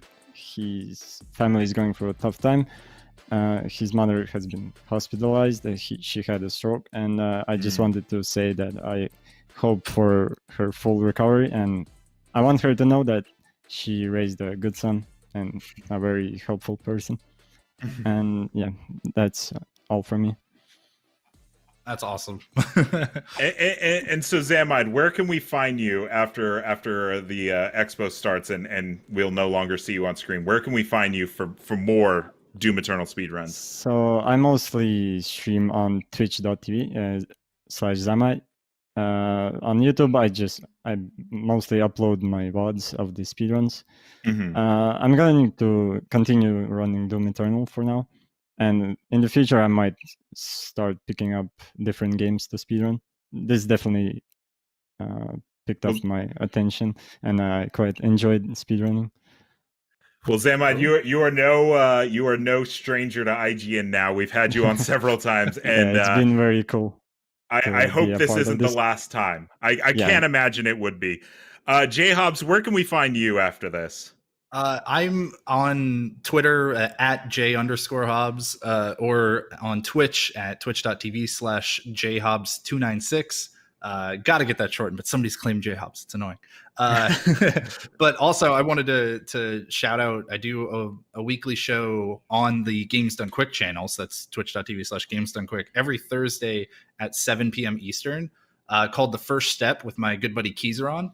Highly recommend that if you are interested in speedrunning, if you saw this and you thought like you would want to try it out yourself or something like that, and maybe you think that speedrunning is really hard to get into, you got to spend hours upon hours. That's not where speedrunners get started. Everybody gets started at kind of the same place, and we really like to show on The First Step what it takes to become a speedrunner, just taking that first step and trying to go fast. So highly recommend tuning into that. And of course, SGDQ, Summer Games Done Quick, is moving online this year, and it's going to be August 16th to the 23rd. So be sure to check that out. GamesDoneQuick.com can give you more info for that too. Awesome. Guys, thank you so much for coming. $5,120 raised. That's awesome. And now it is time for the moment that we've all been speedrunning towards. It's time for our first ever IGN Expo. You're about to see a ton of exclusive trailers and first looks. We've got 3 more of these showcases in the coming days as Summer of Gaming continues, not to mention more charity speedruns, major announcements from the biggest game developers like Blizzard, Sony, and EA, and of course, special editions of your favorite IGN shows, including a few fun surprises. For more Summer of Gaming goodness, download the TikTok app and follow IGN. Check out IGN Summer of Gaming hashtag, where you can watch along with live events and submit your own Summer of Gaming moments, reactions, and plays. So make sure to check out the full schedule wherever you stream IGN or on channel IGN 1 on your Samsung TV Plus. Last but not least, feel free to leave us a Yappa video comment at IGN.com and you could wind up on the stream. Guys, IGN Expo Day 1 starts in just a moment. But first, our editor-in-chief, Tina Amini, with a message from all of us here at IGN. Welcome to IGN Summer of Gaming livestream event. Before we kick things off with the debut of IGN Expo, we wanted to take a moment to acknowledge the unprecedented, difficult times we're facing as a global community right now. Between the COVID-19 pandemic that has claimed over 400,000 lives and changed our lifestyles, and the unrest of a society fed up with police brutality and systemic racism toward Black people, the country and the world are hurting. We at IGN have been promoting health and safety tips as well as charity drives to help people through the coronavirus since the stay-at-home orders were initiated. Across our Summer of Gaming events specifically, we'll be fundraising for the World Health Organization. We've also been vocal about our support of Black Lives Matter, since protests erupted across the US due to the heartbreaking death of George Floyd, under the knee of a Minneapolis police officer now charged with murder. Black Lives Matter. Black Lives. Black Lives. Black Lives Matter. In an effort to make sure that our actions speak louder than our words, we've been focused on driving donations to the NAACP Legal Defense Fund. Across Summer of Gaming, we'll also be fundraising for the Bail Project. We hope you'll join us in an effort to promote change, both for our health as well as our society. And thank you for watching.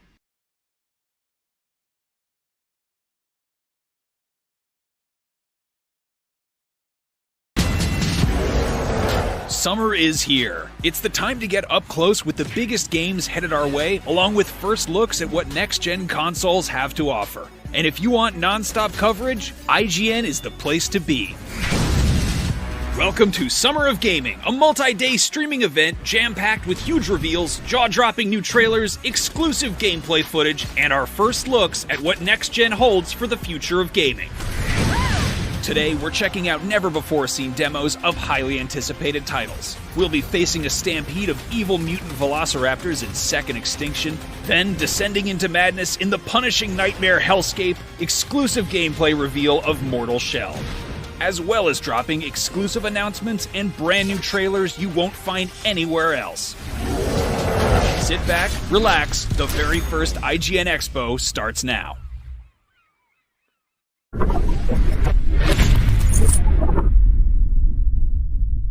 Peggy 18.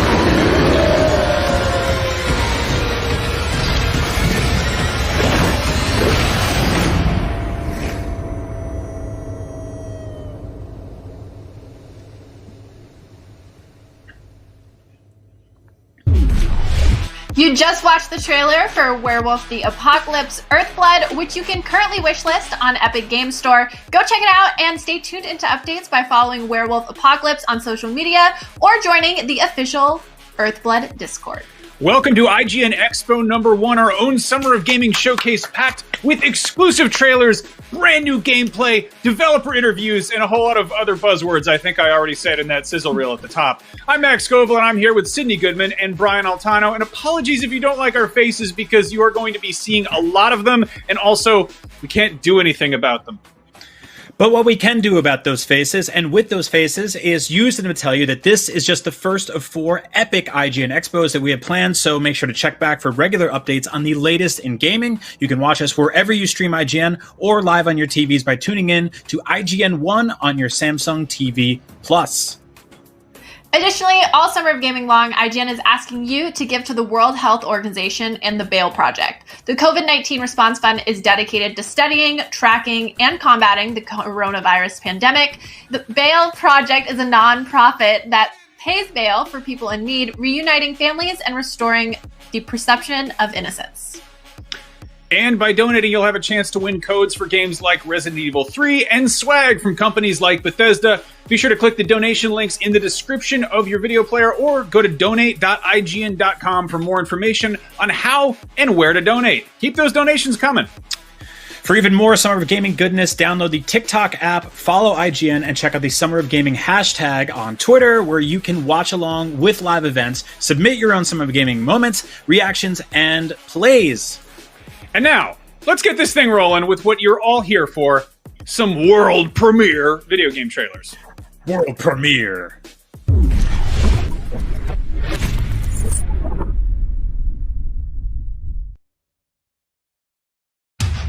You ever wonder how it all ends?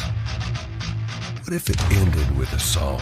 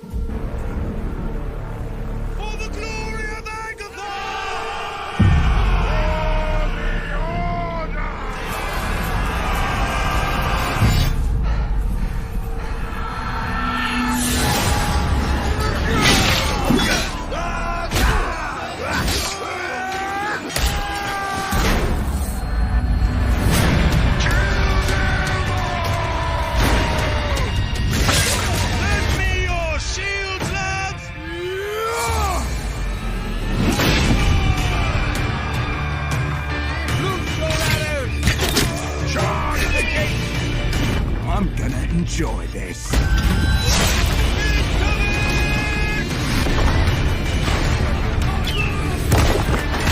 Their case has fallen. Advance! Look out for the horses!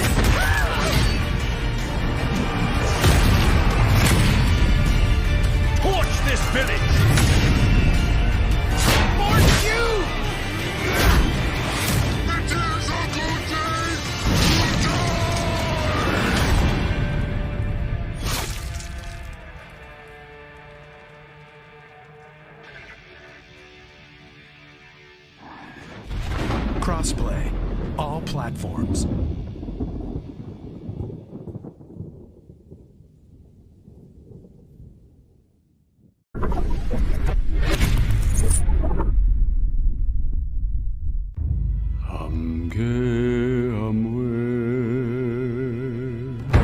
looking forward to this day my entire life. The moment we finally blend our worlds into one. There were no people to be seen. They're not exactly people. They're gods.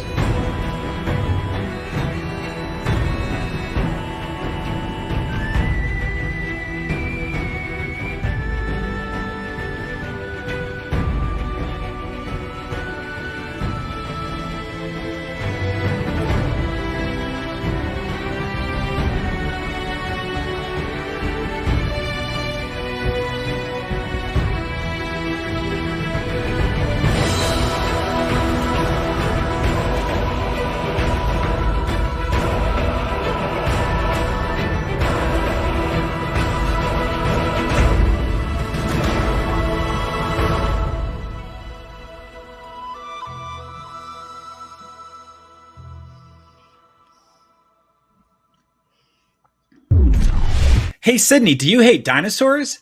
Do you ever want to shoot them in the face with a bazooka, but you can't because they're extinct, and also you don't own a bazooka? Well, great news, because in Second Extinction, dinos are back, and you can shoot them in the face with a bazooka to your heart's content in this co-op action first-person shooter by Systemic Reaction. My friend Max sat down with one of the game's developers to find out more. Did he find out if they kiss? No, but I will. Ryan, you're so weird.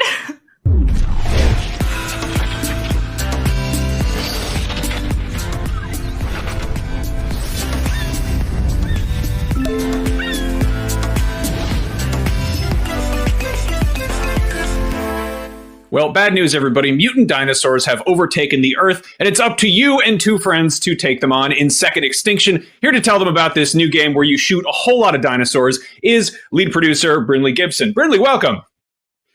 Hi, Max. Great to be here. So, Second Extinction is a three-player cooperative shooter where there are just an absurd amount of dinosaurs running around. You guys unveiled this on the most recent sort of Microsoft Series X sort of live stream, and it's kind of showing off the power of the Series X. Everyone is extremely excited about next gen. Can you talk a little bit about some of the bells and whistles that this game is showing off on the new hardware? Well, we're not really announcing every single detail of sort of the features we're supporting for the next gen at the moment, but obviously it gives us a lot of power, and our ultimate aim is to ensure a great silky smooth SPS experience and get more carnage onto the screen. And see, our heritage from the Avalanche Studios group is these kind of games with crazy things going on, and that's essentially what it allows us to do, just push that and get more of that action onto the screen for players. Now, I had to get that out of the way. Everyone always wants to talk about next gen and this time of the console generation, but let's talk about the game. This is a game where mutant dinosaurs have taken over the Earth, and humans have to sort of fight to survive. Can you give us a little sort of rundown of how humanity wound up in this horrible situation? Well, when we join the story, we don't really know exactly what happened. Time has moved on since the actual extinction event occurred, and some of humanity has escaped to the stars. It really came out of nowhere. These dinosaurs erupted out of the ground. It looked like they'd been burrowing, and it was a pretty short battle. They overwhelmed humanity. And that's where we join the story now, is humans are starting to get together, and they want to come back to Earth from their orbital space platform and find out, who are these enemies? What do they do? Are there other survivors out there? And as we sort of move through the game, because it's going to be a live product, as we sort of grow it, we're going to be adding to that story and revealing more about the dinosaurs, how they came to be, because it's a pretty unreal concept, obviously. I'm very into it. It's an unreal concept, but it's one that I think most people can get on board with. We've got some of the sort of, these look kind of like velociraptors. We had some of them that were hurling some sort of acid. There were ones with what looked like kind of invisibility camouflage. Can you speak a little bit about the sort of different enemy variety we're going to see? For sure. I mean, we have this idea of sort of base types of enemies, and they're different species, and then there's sort of mutations that come upon that. So our base raptor here, we wanted him to be recognizably a raptor. As you get close to them, you sort of see there's something off about them. The eyes aren't quite right, there's too many teeth. So that's the kind of like your basic mutant, and they're a kind of horde type enemy. But then there's other sort of spin-offs of the raptors. You mentioned, like the electric raptor, which I guess we took a very loose science approach. They're not fantasy, they're not magical. So we were looking at kind of crazy things in the animal kingdom. There's kind of animals that can do camouflage, there's animals that can deliver electric shocks, and we use those as jumping off points to make our mutants. And then we do have bigger dinosaurs as well, kind of acting as our like specials.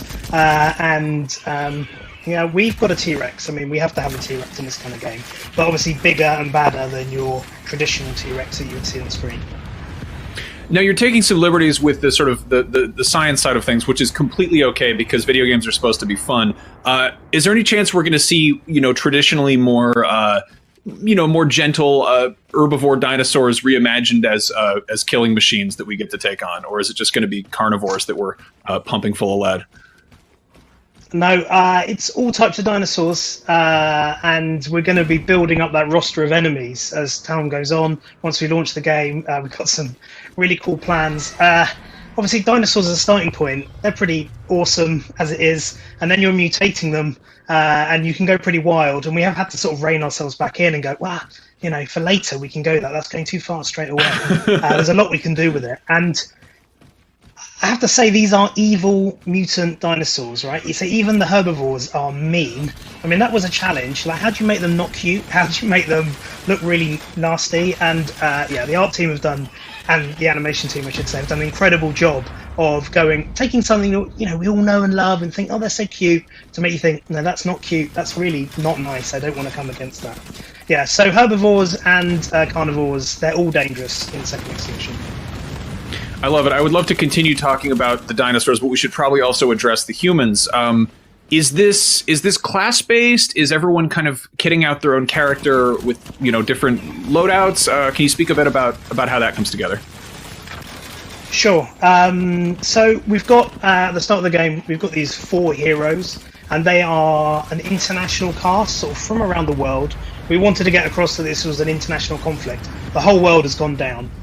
So we have these different characters. Now they sit within different classes, but each character has their own unique abilities as well. So there's sort of class aspects of certain weapons that they can use, class abilities, but then each character will bring its own special ability to the fight. And those classes, are pretty standard fare in regard of there's a support class, there's a kind of generalist weapons class, and then there's a heavy type of class as well. But where the real fun is obviously the abilities. That's where we get to layer on something very special into the characters, and also tell a bit more about their character, because there's not a lot of storytelling, as in traditional sense, cutscenes, that kind of thing. So we wanted to get across what these people are like in the abilities that they do, and the kind of VO lines that they trigger as well. Now, you do get to load out the characters as well, so it's not all preset. So you get to choose the weapons, the kit that you take in, which includes grenades, but also payloads. Because you're up in space, a lot of stuff actually comes down. You'll see that in the video here. Things being shot up into space and things being sent back down again. And the payloads can be anything from a resupply to a massive airstrike. So you as your team, you want to choose what's the stuff that we bring in to the game to have a nice spread, so you can sort of work together, cooperate to deal with the dinosaur threat. And now, can we speak a little bit about the... sorry. Oh no, go ahead. You were telling us. I was just going to say there's an element of upgrading the weapons in the game as well. So each weapon has its own upgrade tree, and that's something you can sort of unlock as you go on and you research. And then those upgrades allow you to either specialize your weapon or make it more general. We've aimed at making, rather than adding power constantly, we're trying to go for breadth. But it's anything from sort of more exotic things like fire ammunition to a buff to reloading, and we let players sort of reconfigure the weapon. Once they've unlocked the things, they can change and adapt the weapons and try different things out for different types of missions. Right on. Can you speak a little bit about sort of the mission structure? We saw this open up with kind of a drop ship type of thing, and then everyone's sort of running around. Looks like gathering a lot of resources. Can you talk a bit about sort of the different objectives we'll have in the game? For sure. So the host of the game, they pick where they're going to come in on the map. So the map has these different regions, and there's actually a dynamic element of that that we're going to talk about in the future, but they have these kind of insertion points that sometimes are active, sometimes they aren't, and they can see where the mission is. So they choose where are we going to enter the mission. They might want to do some optional activities on the way, or they might want to get straight into the heart of the mission, get cracking, try and get through it quickly so they don't run out of supplies. Once they've chosen that, you get the quite cool insertion sequence, down you go, and then depending on the area you've landed in, it might be an area that has supplies, great, you can top up what you've got, or it actually might be straight into the combat and you've got dinosaurs coming at you immediately, which can be quite overwhelming, obviously. You then have your mission, often objectives that you can take out in different orders, the order that you choose to do it in, and there is these optional activities that spawn around the map as well, so players can pick to do those if they want to. Now, once they've finished what's been asked of them for the mission, then they have to extract. And here is a sort of a one-off situation that happens every mission you play. You have to get back out, so you go to one of these extraction points, you call in the dropship, and depending on how bad the area is, the sort of threat level of that area, it depends on how long the dropship's going to take to get to you, and you have to fight off the enemies for as long as possible until the dropship arrives. You can get on board and get back with all your loot and surviving. Nice. Can you speak a little bit about the scale of the map? Because this is, I mean, it looks huge. Is it the kind of thing where that mountain over there, we could actually go all the way over there?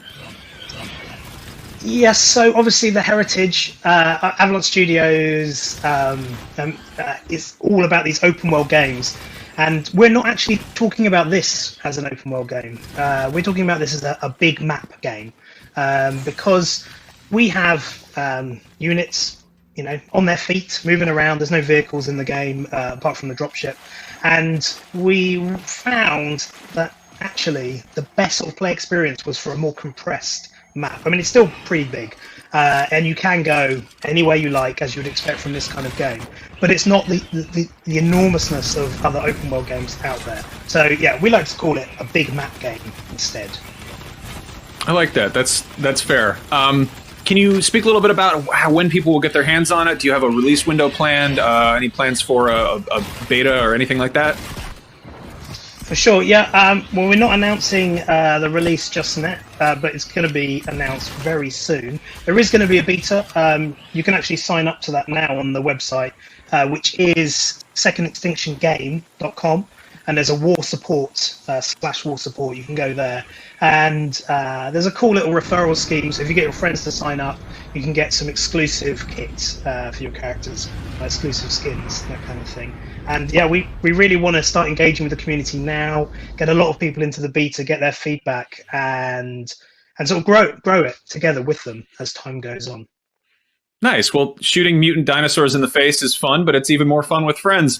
Thank you for talking to me about the dinosaurs. I'm looking forward to hearing more about Second Extinction later this year.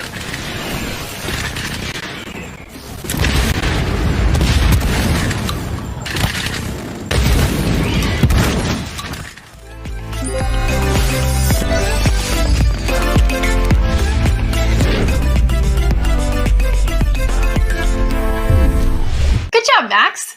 That sounds like you're like my dog or something. You're not my dog, you're my coworker. Anyways, we're right in the middle of IGN Expo #1, part of IGN Summer of Gaming, a cavalcade of video game reveals and deep dives continuing tomorrow and indeed for weeks to come. Coming up after the break, Tom Marks will show us a new game he's been interested in. Then I'll be back to bring you a closer look at Metal Hellsinger, which, as you could probably tell from the badass trailer we just watched, is a rhythm-based shooting game in which you tear ass through hell. That sounds so painful, but it's a really cool game, so stay tuned. And check back tomorrow wherever you stream or on IGN One on your Samsung TV Plus for more IGN Expos and the big Sony State of Play reveal stream. All that and much more right after this. Stay tuned. IGN Summer of Gaming is brought to you by Fuser, who'll be partying with us all summer long.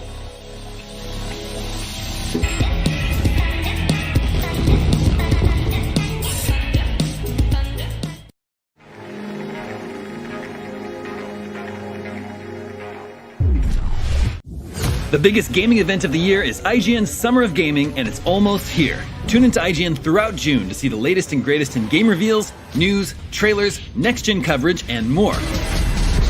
We'll be kicking it off with our first ever IGN Expo, where you'll get first looks at world premiere game trailers, exclusive game demos, and interviews you won't find anywhere else. IGN Summer of Gaming, only on IGN and IGN One on your Samsung TV Plus. Tired of watching IGN on those tiny cell phones and tablets? Well, IGN is moving to your living rooms. Starting in June, tune into IGN One on your Samsung TV Plus to see all that IGN has to offer, beginning with our exclusive Summer of Gaming event. You'll get first looks at world premiere game trailers, exclusive game demos, and next-gen console coverage that you won't find on any other network, only on IGN One.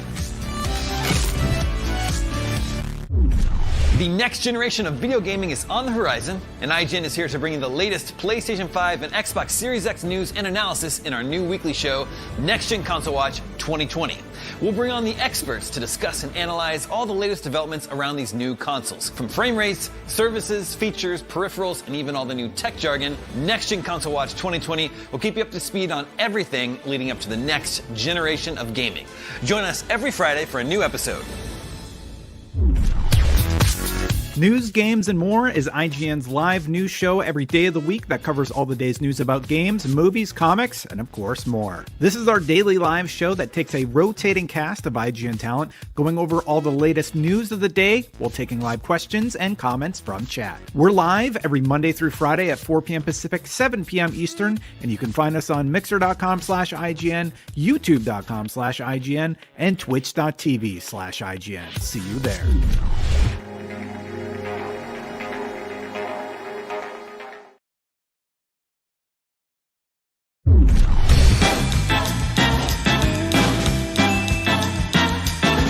Welcome to Check Out This Game on IGN Summer of Gaming, where we highlight exciting, under-the-radar games worth your attention.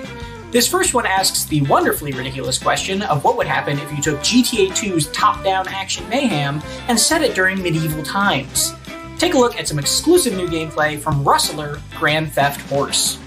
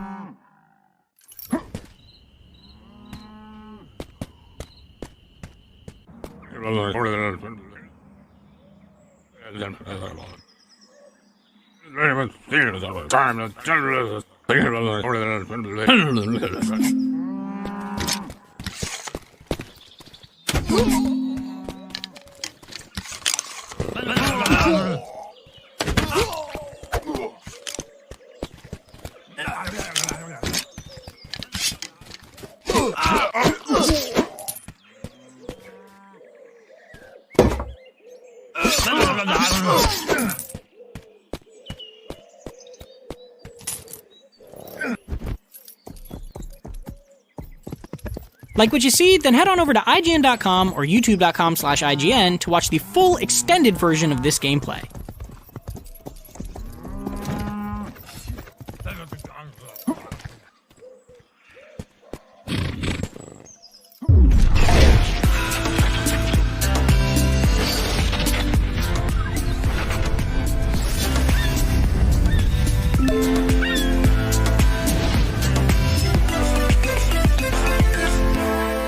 I'm Sydney Goodman, and I'm so excited for you to be joining us. A little while ago, we premiered the trailer for Metal Hellslinger, and oh my gosh, was it amazing. And here to talk more about this exclusive reveal is none other than David Goldfarb. So, David, let's dive in. I'm so excited. Thank you so much for being here with us, all the way from Sweden. So, we just saw your trailer. We just saw your trailer for the very first time. let's just dive in because that looks like something I have never seen before. So it is a rhythm shooter. Can you tell us about that? Should I tell you about the origin of it, or should I tell you about the? I mean, like the idea is that I think when I was thinking about it originally, it was something. There's sort of this Zen state that you get into when you're playing rhythm games, and you get into them also with first-person shooters. And then at some point, I was thinking it would be cool if I could do both. And then, especially if it had music that I loved involved, I felt like those three things would work, and therefore we wound up improbably making this crazy thing. So that's. So it's a labor of love. It brings the two things that you love together into one. That is true. Yeah. You're doing a lot of. I'm just looking at the game now. So let's start with what exactly are we watching right now? Like, is it a rhythm? I feel like a lot of rhythm games, you choose the song that you want to play and then you play it, right? It's very like stagnant. Can we expect that there's going to be a through line? Is there a story?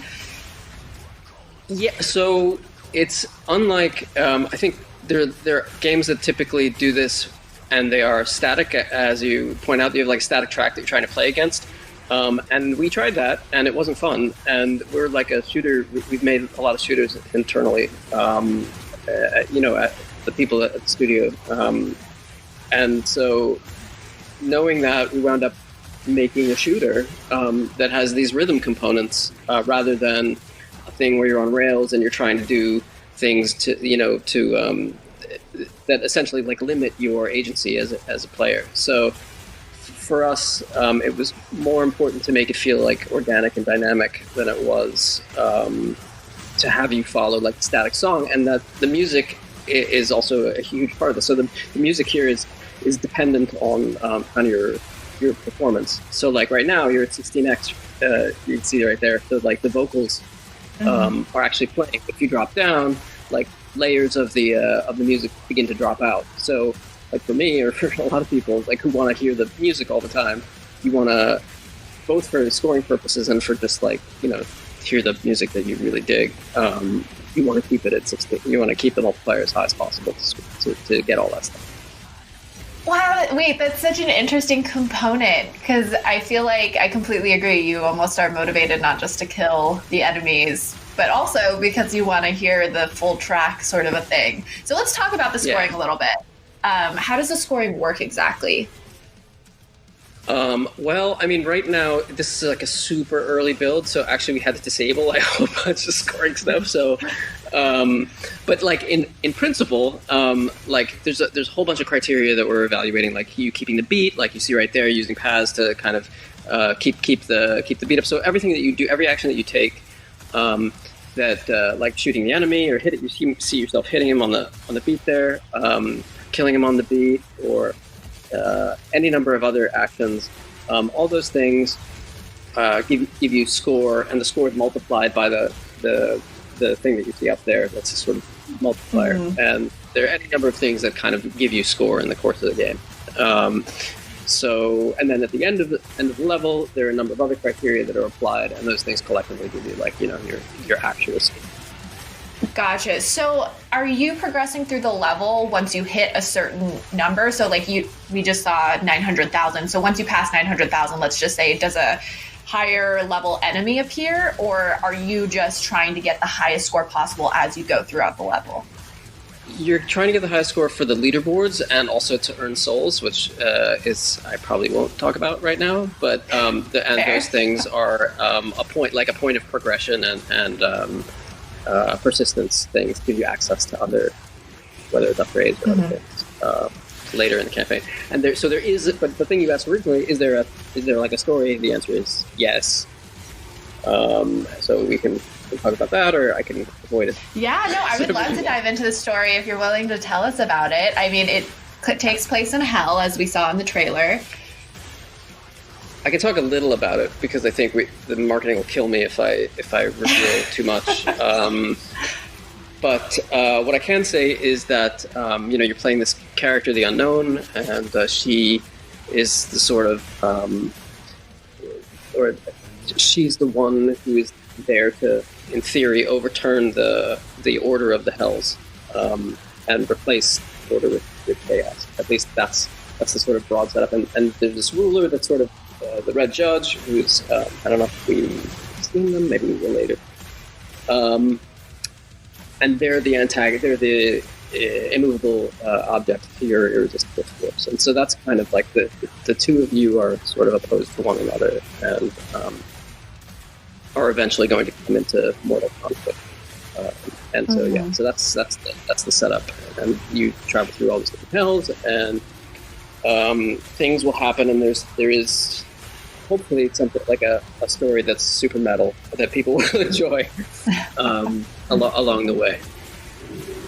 Okay, so we're like slowly running out of time, and I feel like I have so many questions because this game is so intriguing to me. So let me start with, you stopped yourself from saying antagonist, and I know that a lot of your games in the past, or in a lot of interviews, you've talked about kind of this idea of perspective and offering a player the perspective of what might traditionally be the bad guy. Does this game kind of explore that philosophy? Yep. I mean, in as much as it can in this context, I think none of the things that I like, I think, are not present. So just in the way that you're playing this character who looks a certain way and seems to be doing a certain thing, and the enemy that you're fighting looks a certain way and seems to be doing a certain thing. And the Paths of the Skull, same thing. All those things, I think, I would hope that my particular things that I care about are also present there. So yeah. Yeah, that's awesome. Most evasive answer. Most evasive answer I can possibly give. So this question is solely for me, but we have to end the interview really quickly, so I'm going to ask it super fast. But is the person that we're watching in that in the footage that we just watched, are they just really good at the game, or does the music tailor to your shooting abilities so that you're on beat? They are really good. Got it. They are okay, exceptionally cool. good. Because that's definitely vibing. Yeah, that person is super good. Like if you play, probably not going to be that good, and not at the start. In fact, I remember I told the person who was doing it, like, Jesus, all right, well, you're really good. So yeah, Calm down. There's definitely, yeah, it's cool though. Alrighty, well, David, thank you so much for talking to us. Before we go, do you have any information that you can give us on when we can expect to play this game and maybe what platforms it's coming to? I think we can say that it's coming to PC and next gen and to current gen, and it's coming in 2021. Thank you so much. We definitely look forward to hearing more about Metal Hellslinger in the future.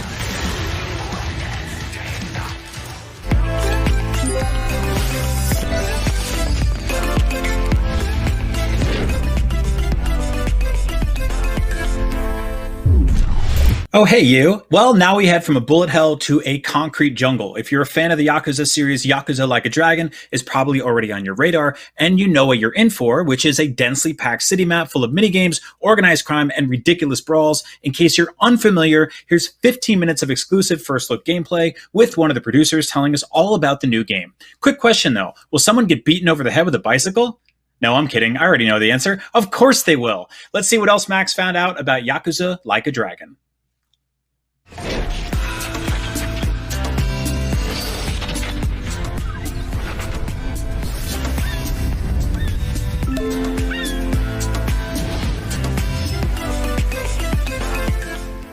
As the 8th entry in the Yakuza series, Yakuza Like a Dragon might seem a bit intimidating, but launching on a whole bunch of different platforms and with a new protagonist and a brand new setting, it's as good a jumping on point as any. Joining me to talk about this brand new game is Scott Strickart, the senior localization producer from Sega on this wonderful series. Scott, thank you for joining us.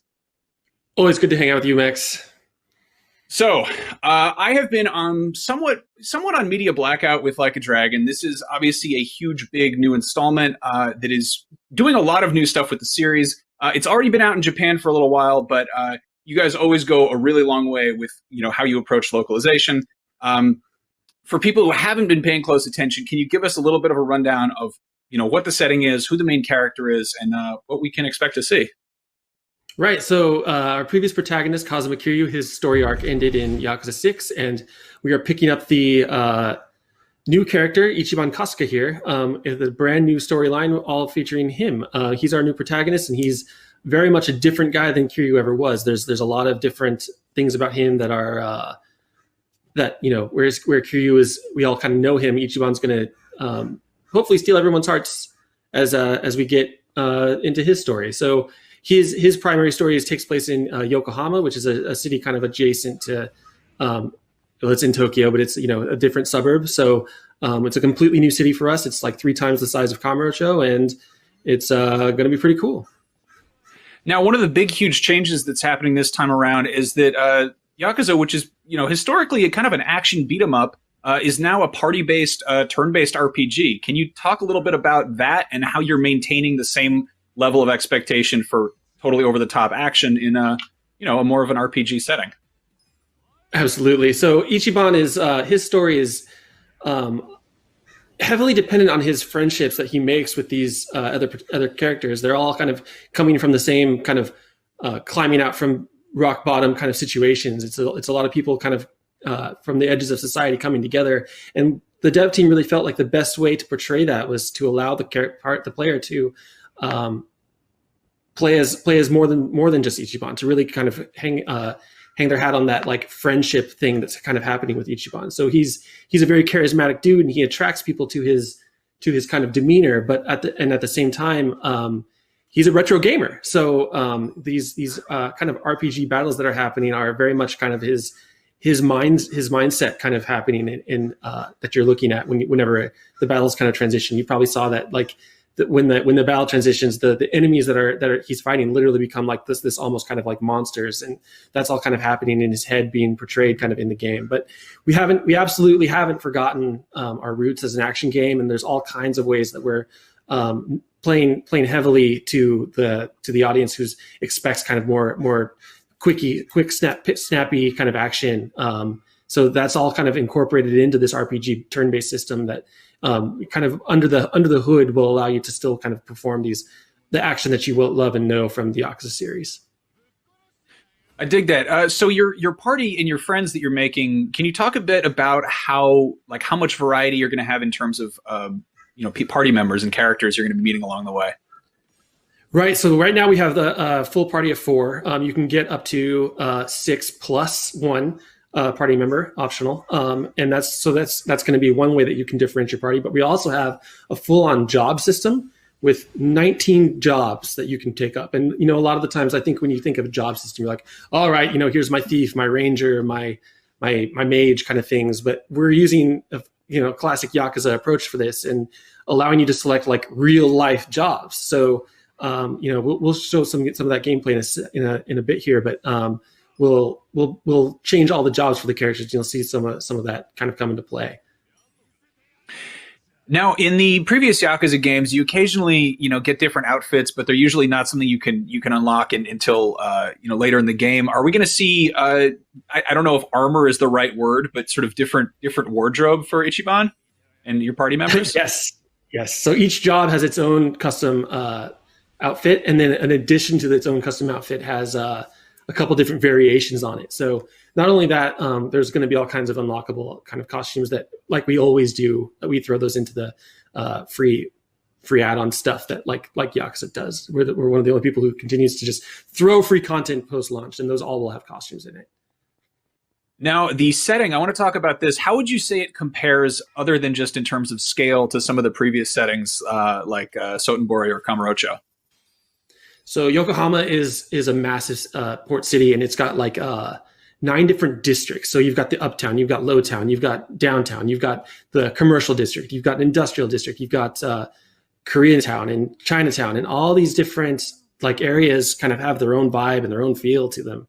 And what's neat about it is that, you may have noticed as he was playing some of the gameplay that like there's a different threat level to each of those. So like wandering too far and outside of your level is definitely going to be more of a challenge for you, and you're going to have to really kind of pick your strategy better when you're roaming through more dangerous areas.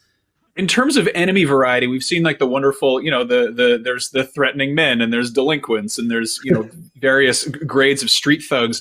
how do you maintain that same level, sort of within the pageantry of an RPG?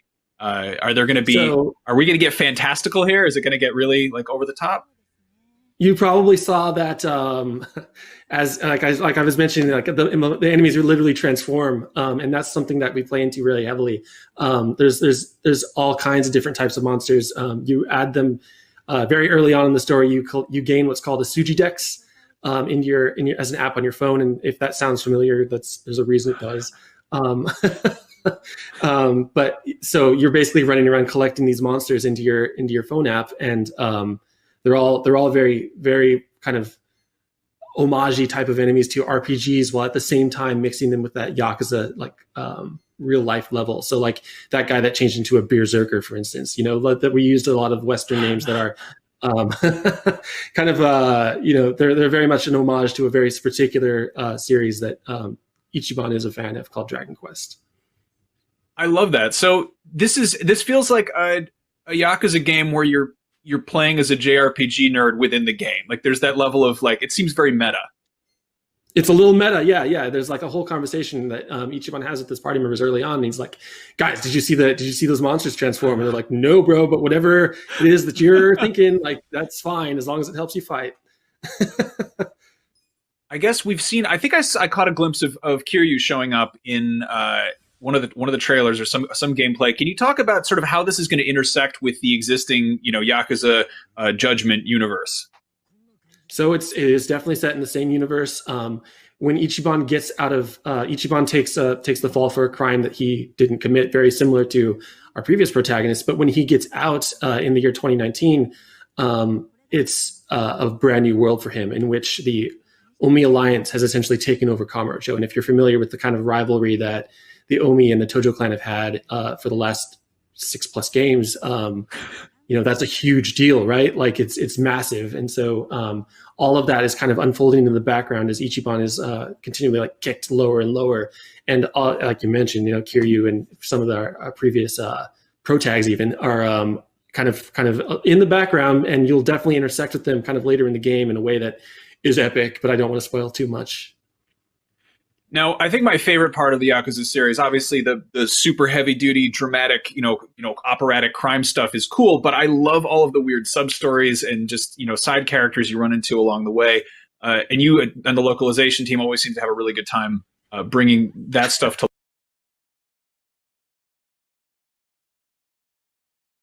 the beginning of this footage, who it seemed like you could talk to. Can you talk about some of just the silly stuff that we're going to be doing in this game, in addition to the heavy-duty crime drama? So yeah, you saw that the crawfish over there, her name's Nancy. I don't want to talk too much about Nancy because we will absolutely be showing more of Nancy later. But yes, that involves Ichiban basically making friends with the crawfish. And it's just as bonkers as you might expect Yakuza to be. There's still heartwarming sub-stories. There's still very dramatic sub-stories, but for the most part, the sub-stories lean pretty hard into the nonsense side of things. Not to mention all the jobs and special attacks that we're now kind of seeing that, the musician, for instance, having a move called album drop, where he literally drops an album on a guy. So now the other thing that is huge in Yakuza games is all the different sort of mini games and activities. We've seen some of these teased. This has kart racing. Is that right? Dragon Kart is a full-on like a Tokyo.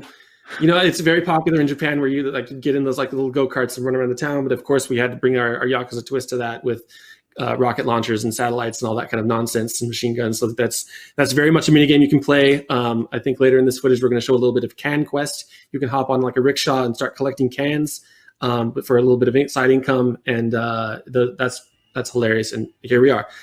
Your goal here in this mini game is to collect these cans and get the boosts, and without getting kind of taken out by your competition who's out there also collecting cans. You have to ram them, and you have to avoid the garbage truck and the thieves, and get back to the goal in time before running out of time to collect your cans. Are we going to see any of the sort of the business management type of games we've gotten used to? I mean, we've run hostess clubs, we've done real estate and construction companies. There is a full-on business management mode sub-story happening, and it's just as intricate as Real Estate Royale was, where Ichiban will be tasked with taking over a failing confectionery company and taking that from a literally failing company to a a great holdings company where you'll have to recruit managers, assign them to properties, and to go into these really epic like shareholder battles where the shareholders are laying out their grievances and you have to fight them and apologize to them with naturally over the top level of Yakuza nonsense. That's exactly what I wanted to hear. I mean, the thing about this series that I love is that you wind up latching on to the thing that was you least expected. You know, there'll be some little mini game that you're like, that sounds weird. Who would be into that? And then, you know, you find yourself sinking 11 hours into it and you're like, oops. Yeah. Can you, is there going to be any dating? We've seen that kind of got dabbled in Judgment. Yeah. If you're familiar with the, I guess the Persona series where you can level your kind of personality up a bit. If you raise certain levels of your personality enough, you might be able to approach some of the ladies you've met throughout the storylines and all that kind of stuff. So it's definitely there. You just have to earn it. Now you mentioned Persona. That's another Sega property. Obviously, that's kind of the when people think like the turn-based JRPG that Sega makes, that's the big one. And now Yakuza is kind of dipping their toe into that. Have the teams like interacted at all, given each other notes on that kind of thing, or? That's a great question. They're in the same building. I couldn't tell you, but I think there's definitely some learnings happening, and I think it's just a cool kind of marriage of ideas that's certainly you're seeing with not only Persona but also Like a Dragon. I love it. Yeah. So I mean, it's interesting to see these sort of parallels. They're both games where you go exploring, in Japan and making friends and fighting stuff. And in this case, it seems like it's definitely dabbling in that JRPG territory, but it's still squarely, Yakuza stuff. Can you talk about sort of it's weird because it doesn't look turn-based. I guess the spacing seems really dynamic and almost more action RPG-ish. Definitely, it's super snappy. So like you not only during battle you can for one automate as anyone that you'd want to automate, so you can make it incredibly snappy that way. But also there's this very dynamic kind of live action kind of feel happening where the characters are just kind of they're dancing around each other a little bit. And so like if a character is between you if a bike is between you and a character, your character will automatically pick up that bike, weave it into his attack. And so that happens. And then another character, if you've leveled up your bond via drink links with that character, they will, step in and do a follow-up attack. And, there's action prompts that are where you've probably seen them throughout the footage where the character, you'll have to be pressing buttons and you can do perfect guards. And so you are like on your toes at the whole time. It's not a very passive battle system at all. You can, tailor that to be as slow or as fast as you want. Well, that is awesome. This was, of course, got a big, huge announcement reveal thing there was the Xbox Series X presentation, direct state of Xbox, whatever the hell we're calling it. There's too many of these things. Right. And everyone's dying to know about next gen. Can you say anything about what people can expect from Yakuza Like a Dragon on the Series X compared to sort of current gen? We're definitely supporting the smart delivery feature. And outside of that, there's we're still figuring that out a little bit, but for the most part, we're ready to support next gen on this, which is going to be pretty cool. Okay, so when can people expect to get their hands on Yakuza Like a Dragon, Scott? We'll be there day one on Xbox Series X, Xbox One, PlayStation 4, Windows 10, and Steam. Wonderful. Well, thank you so much for coming by and chatting. I'm a big fan of Yakuza, as you might have guessed by my suit. I get married in the suit, and I do my Yakuza E3 interviews in this suit. Anyway, thanks for coming by. This has been great. I'm dying to know more about Yakuza Like a Dragon, and it's been a pleasure. It's been a pleasure, Max. Thank you.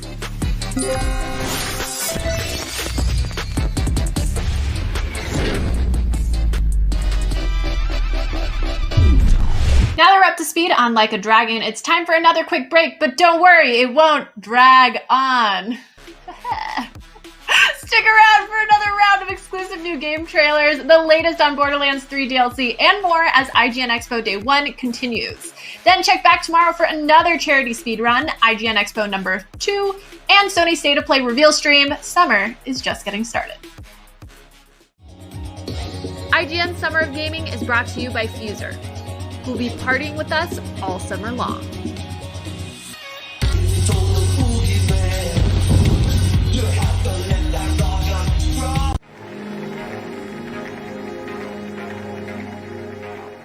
The The next generation of video gaming is on the horizon, and IGN is here to bring you the latest PlayStation 5 and Xbox Series X news and analysis in our new weekly show, Next Gen Console Watch 2020.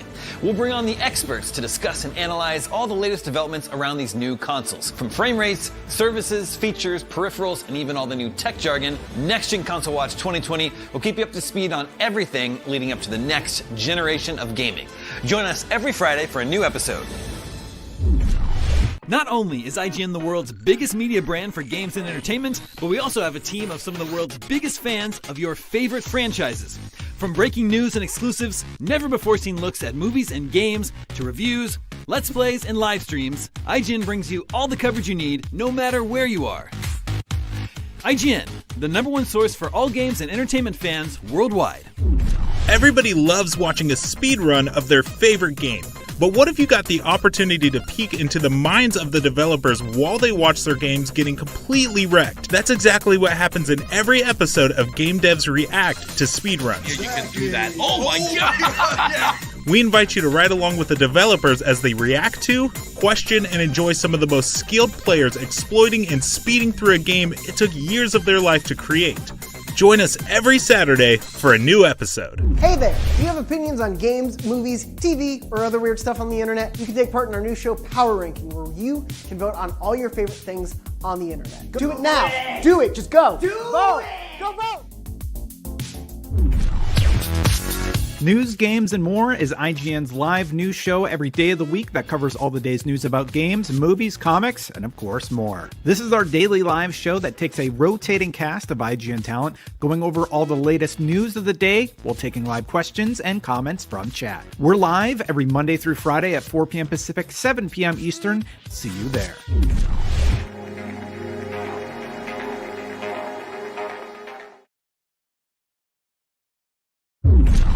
This is IGN Summer of Gaming, and we are still in the midst of IGN Expo 1. Don't forget, all Summer of Gaming long, IGN is asking you to give to the Bail Project Fund and World Health Organization by clicking the donation links in the description of this video or heading on over to donate.ign.com. The Bail Project is a nonprofit that pays bail for people in need, reuniting families, and restoring the presumption of innocence. Meanwhile, the World Health Organization's COVID-19 Response Fund is dedicated to studying, tracking, and combating the coronavirus pandemic. All of this is all very well and good, but even better, by donating, you'll have a chance to win codes for games like Resident Evil 3 and swag from companies like Bethesda. And for even more Summer of Gaming goodness, download the TikTok app, follow IGN, and check out the Summer of Gaming hashtag, where you can watch along with live events from Summer of Gaming, submit your own Summer of Gaming moments, Summer of Gaming reactions, and Summer of Gaming plays. I just said Summer of Gaming so many times. Summer of Gaming. But we're only just now getting started, and we've got a lot to cover. So let's check out some more new trailers for incredible upcoming games. Rapid fire style. Judges, show me the trailers. I have no idea what that's from. If you know, let us know in the chat.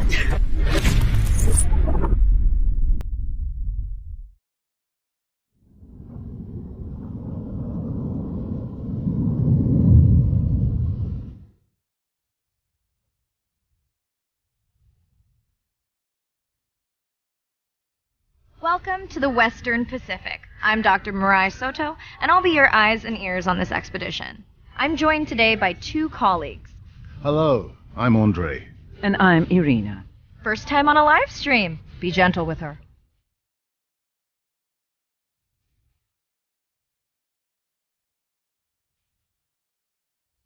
Oh, wow. Glad we didn't miss this. Beautiful.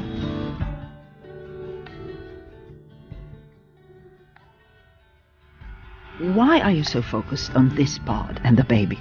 I'm hoping to follow the baby for years, to learn from her as she learns from her family.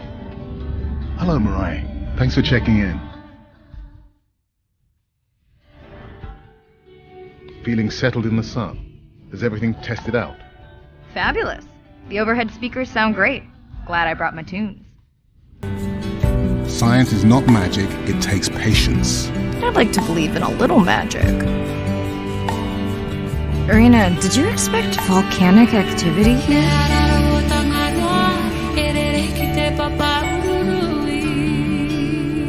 Andre, who is messing with my whales?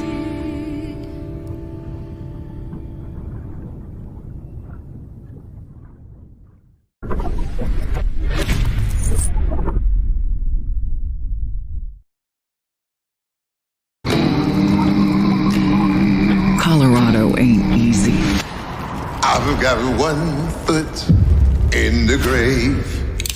Out here, every decision is life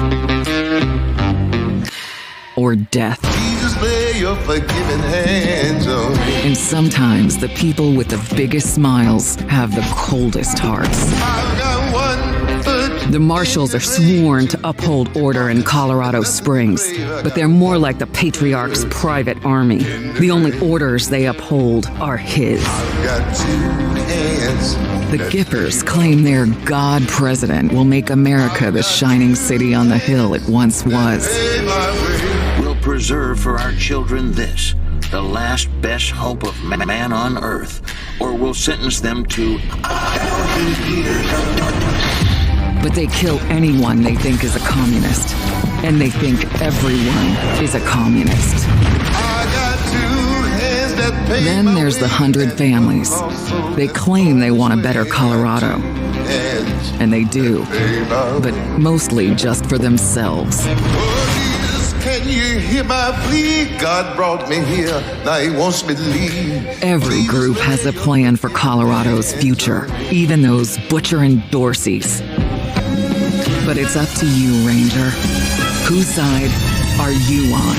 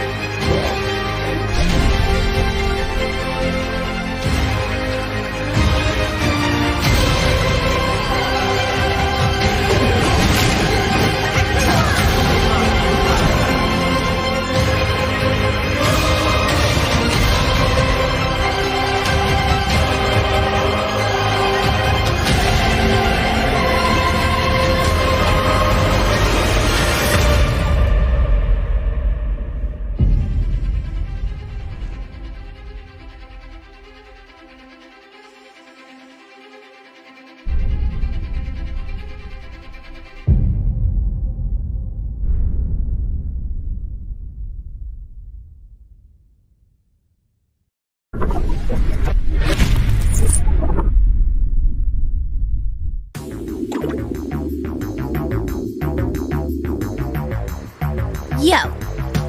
So, the demon world separated into turfs. And these turfs?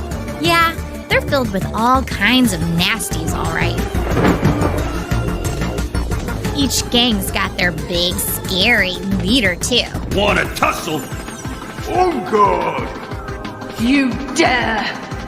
Initiate challenge mode. But none stand a chance at the Demon King himself.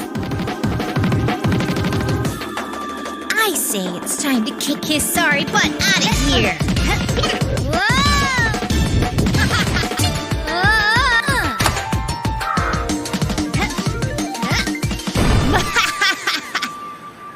It's my time to shine.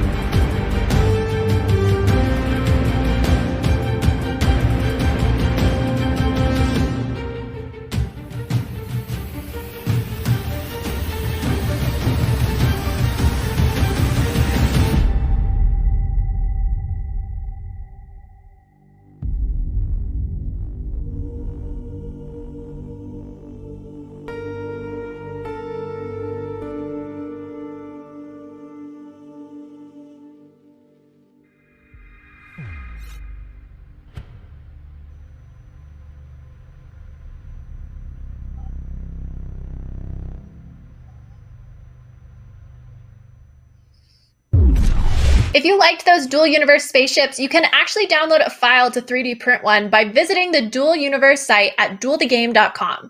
And right now you can get a discount by using the promo code IGN20. In other news, with AAA games like Mario Odyssey, Battle for Bikini Bottom Rehydrated, and Psychonauts 2 leading the charge, the 3D platforming renaissance seems to be upon us. And it doesn't look like it's stopping anytime soon. Brian got to chat with one of the designers of a game that could prove to be the next big indie platformer, Demon Turf. Let's check it out.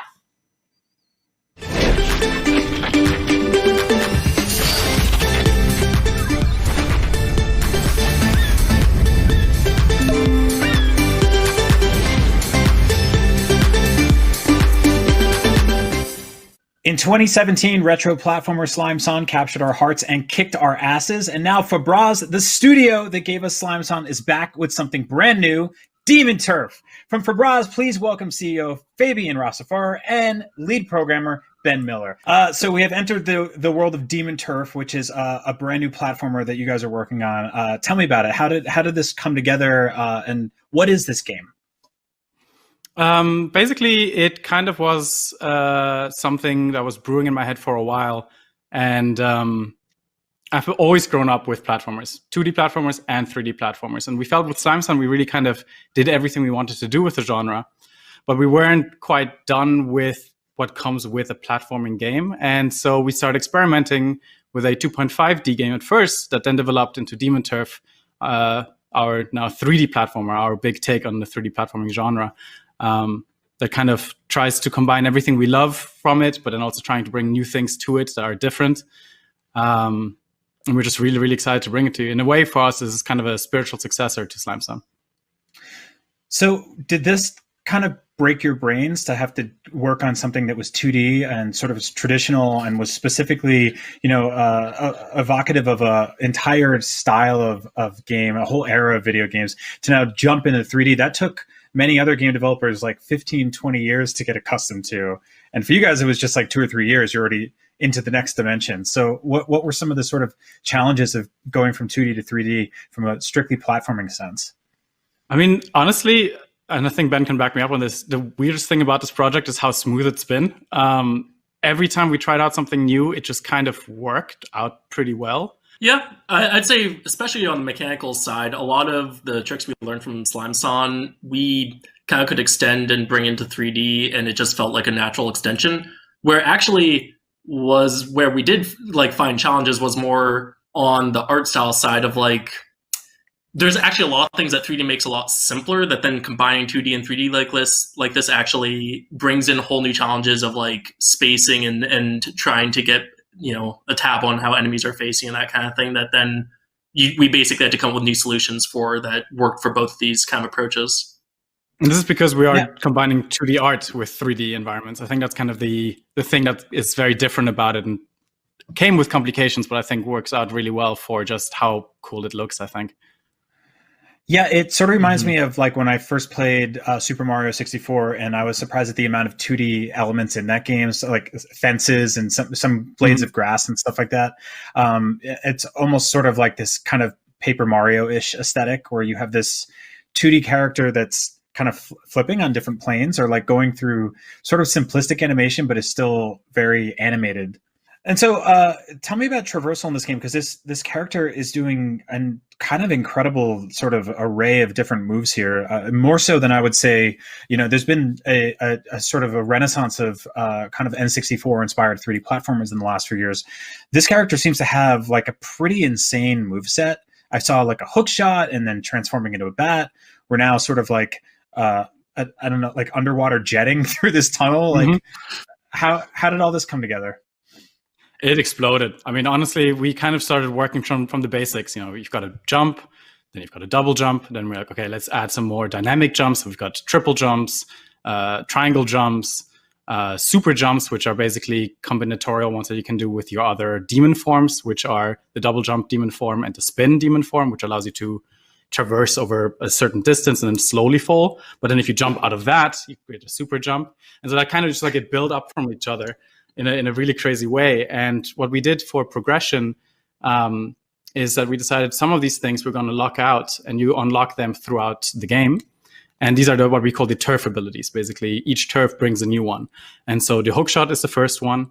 The second one is the rolling demon, which you see right here, actually, which is basically a snake biting its own tail, becoming a wheel, and then you just go at it. The third ability is a glide, which is essentially a crow demon that you can turn into. And then the fourth one is the craziest one that honestly we spend a lot of time on, because entire games can just focus on that one mechanic alone, a timeout bubble. Basically, you can shoot out a spherical bubble that the longer you charge it, the bigger it is, that anything within that bubble, the time slows down. Enemies, moving platforms, bullets, you name it. Wow. So it's just got more and more. And then the really big part that is also a big focus of the game is the combat, which Ben is is like love child. So I'm sure he wants to talk about it. Yeah, so I mean, like, we were trying to find our own ways to sort of put our spin on the genre, and for the combat, we want to try something different from like the typical health bar and getting them down to 0 health approach. So we tried to go for something very like momentum driven and physicsy, where it's one hit kills for anything with like spikes or pushing enemies off ledges, but you just have this like different size of hands and punch combos you can send out. That it's all about sort of pushing enemies around. It's like a tug of war of trying to get them into the right position to then knock them off the stage or into a hazard. And so then that was sort of a starting point that then branched off in all different kinds of directions for the combat and mechanic design of the game. Now, in terms of level design, is it sort of freeform? Like, does it feel like it's a kind of situation where the player can kind of explore and traverse as they want and sort of accomplish goals, or are there like set parameters for what they need to do in a specific level? It's a bit of a combination. So basically, you've got hubs, which you can freely explore, and there's NPCs, there's side quests, there's shops that you can spend collectibles on. And levels do have collectibles, but I wouldn't say that this game is necessarily a collectathon at its heart, because the levels are a start to finish line scenario. However, we have a couple of really cool twists there, because basically your goal is to become the Demon Queen, right? So the Demon King currently rules over all turfs.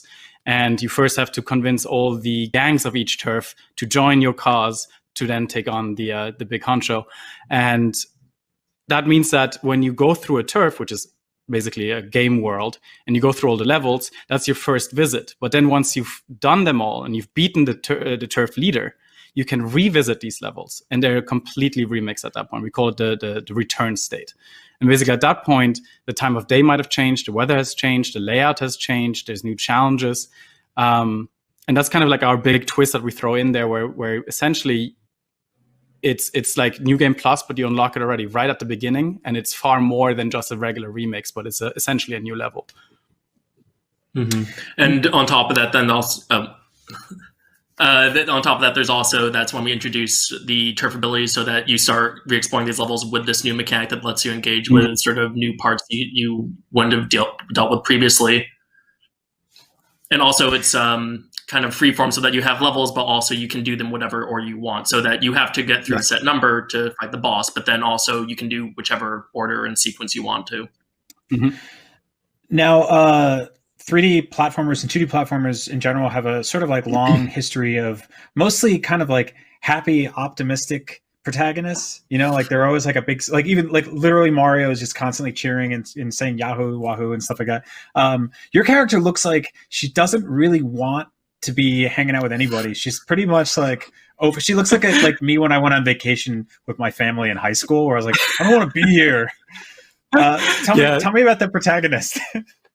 Yeah, so her name's Beebs, and she's a very young demon. She's 1,000 years old, which is basically nothing in the demon world. Not even reached her teens with that. And she has a ton of attitude, and you definitely picked up on that.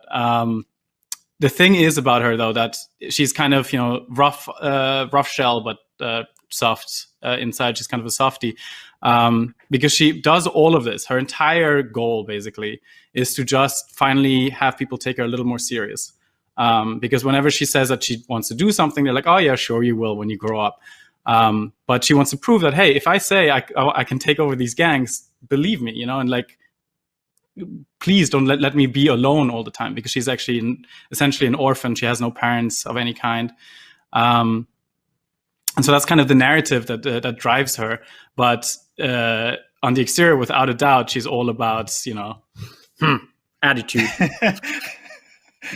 I like that because it's not just like toot. It's like specifically like it's definitely, yeah, that's exactly it. That's exactly it. Now, in terms of progression, you talked about getting more power-ups and stuff like that. We haven't really seen much in the way of boss fights so far, but is that something that you guys are working on?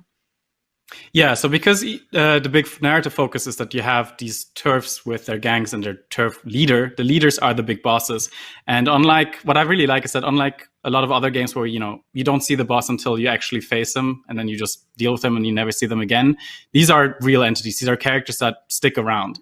So they hang around in their hub and you talk to them and they're like, yeah, you can't fight me until you've convinced my gang that it's even worth it. And then you fight them, and afterwards they actually address you as the boss, begrudgingly, of course. So it's kind of like a big part of also the feel of the world. No, I love it. Now you listed some platforms at the end there. And any idea like around like sort of a release date or anything when we can play it? I want to play it. That's basically what I'm asking you. I just want to play this game immediately. Well, so we were still working on it. So that footage is still technically alpha footage. We don't have a solid release date yet. I can give you end of this year, beginning of next year. Sweet. Platforms, we definitely can confirm PC, so Steam and Epic Game Store. We can confirm Nintendo Switch, and we will most likely release on an Xbox platform. All right.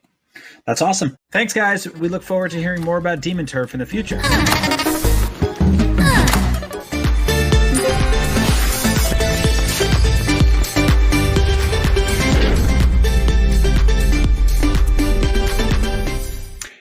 Well, Brian got to show off Demon Turf, but I have a commercial break because sometimes work assignments aren't fair, but we do need to pay the bills for a minute. But stick around for the scoop on a bunch more new games afterwards, plus tomorrow's Expo number 2 and Sony's much anticipated State of Play, all about the PlayStation 5. So check back in wherever you stream or on IGN 1 on your Samsung TV Plus. We'll be right back.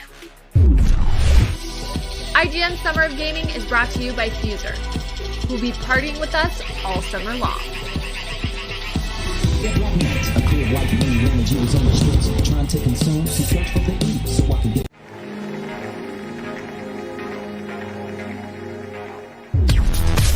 News, games, and more is IGN's live news show every day of the week that covers all the day's news about games, movies, comics, and of course more. This is our daily live show that takes a rotating cast of IGN talent going over all the latest news of the day while taking live questions and comments from chat. We're live every Monday through Friday at 4 p.m. Pacific, 7 p.m. Eastern, and you can find us on mixer.com/IGN, youtube.com/IGN, and twitch.tv/IGN. See you there. The next generation of video gaming is on the horizon, and IGN is here to bring you the latest PlayStation 5 and Xbox Series X news and analysis in our new weekly show, Next Gen Console Watch 2020.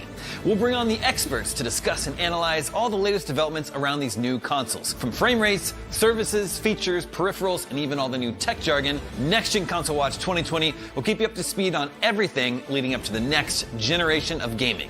Join us every Friday for a new episode. Not only is IGN the world's biggest media brand for games and entertainment, but we also have a team of some of the world's biggest fans of your favorite franchises. From breaking news and exclusives, never-before-seen looks at movies and games, to reviews, let's plays, and live streams, IGN brings you all the coverage you need, no matter where you are. Whether you're on IGN.com, the IGN app, YouTube, Facebook, or Snapchat, we've always got you covered. IGN, the #1 source for all games and entertainment fans worldwide. If you're not following IGN on social media, what are you waiting for? We're constantly updating our feeds to bring you the latest news, gameplay, custom original content, the best user-generated videos and art, memes, and a whole lot more. Be part of the conversation throughout the year. Follow IGN on Instagram, Twitter, Facebook, TikTok, and Snapchat.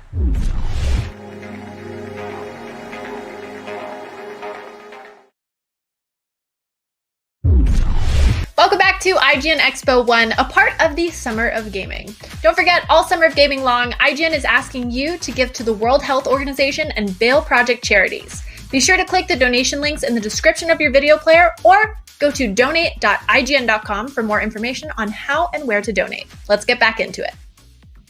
Observer is a cyberpunk horror game that was first released back in 2017, and now it's getting augmented, upgraded, and enhanced with a new coat of paint thanks to a next-gen release. The fine folks over at Bloober Team are about to give us a sneak peek at Observer System Redux, and you know what? I'm going to be nice and let you look at it too.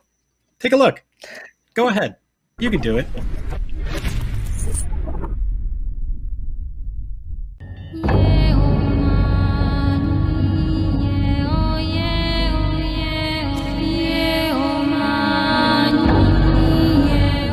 Hi everyone, I'm Tomasz Bunkowski from the System Redux dev team. Today we'd like to show you an extensive gameplay demo, including the first glimpses of brand new story content. But first, let's take a look at how we use the next-gen power to deliver an even more immersive vision of year 2084.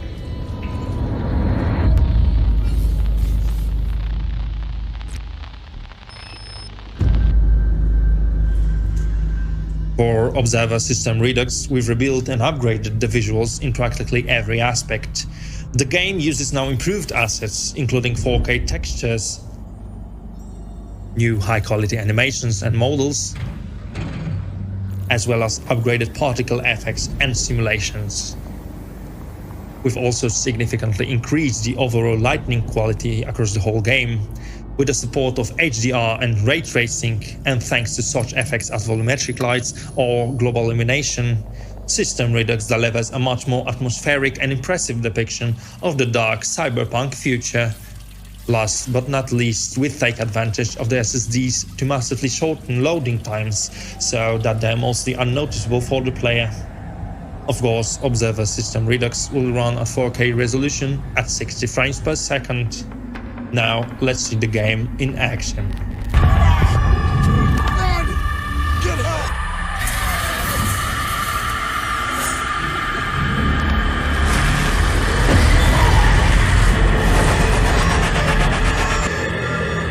Warning. Synchronization enabled. Administer medication.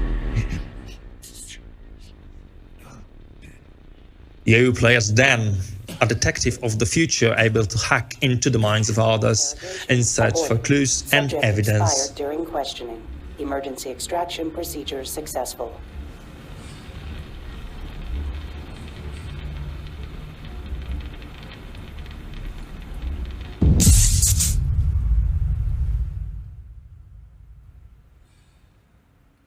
Right now, you're on the trail of the serial killer, but the victim just died before you could finish your neural interrogation. To find your next lead, you must search the room the old-fashioned way. Synchrosine injected.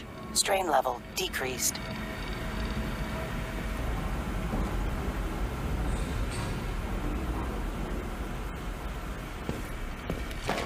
Well, well. You must be Helen. What else are we hiding in here? Jesus.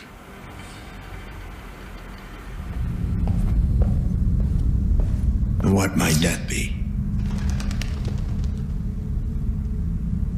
This altar of affection marks the beginning of one of the new storylines added to the System Redux. Her fearful symmetry, as this side case is called, tells a psychotic love story explored through the lens of the game's dystopian and transhumanist themes. Right now, however, Dan must find Helena.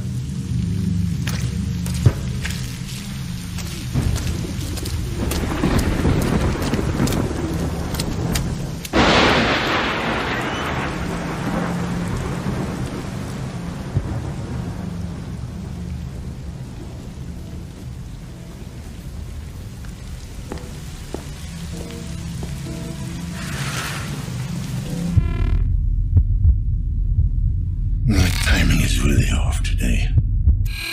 Poor Helen. Lazarski, 656210. We have a third victim.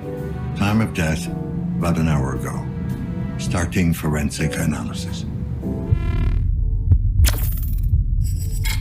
Multiple puncture wounds, a few inches deep. Your detective work is enhanced with 2 scanners. Helena Novak, wife of the previous victim, Amir Novak.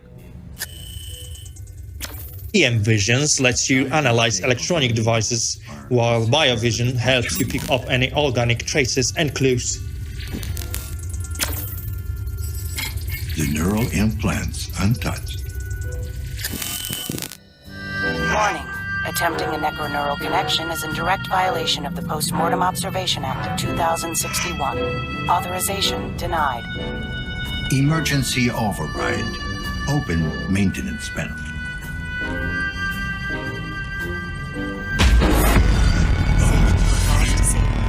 Warning. Brainwave activity sensor offline. Emergency extraction procedure offline.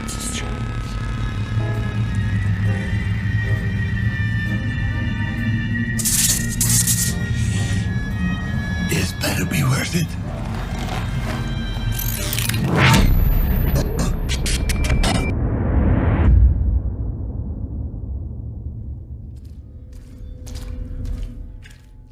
Let's fast forward a bit for the sake of this presentation. After the risky hacking of Helena's dead mind, Dan is closer to finding the killer, but starts to experience hallucinations.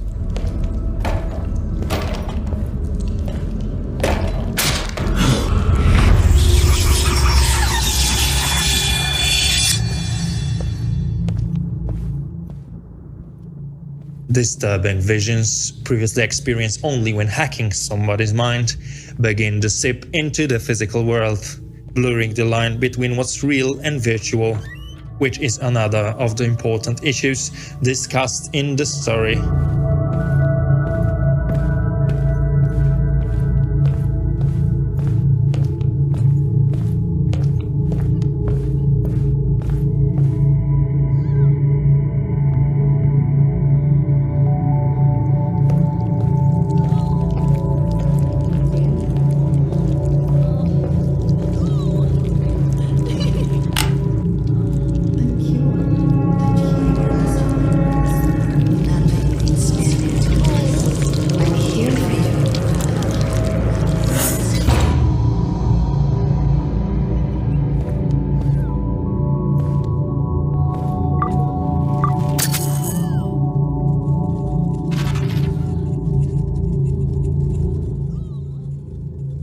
Dance has got a distress message from an unknown sender. If you follow this lead, it will start another of the new quests, Error Signal. These new cases are all designed to explore thought-provoking themes of a future that soon might become our present. But there are more than that. We're designing a full package along with new puzzles, game mechanics and mind-bending Dream Eater segments. With the code from the club, Dan can push forward after the killer.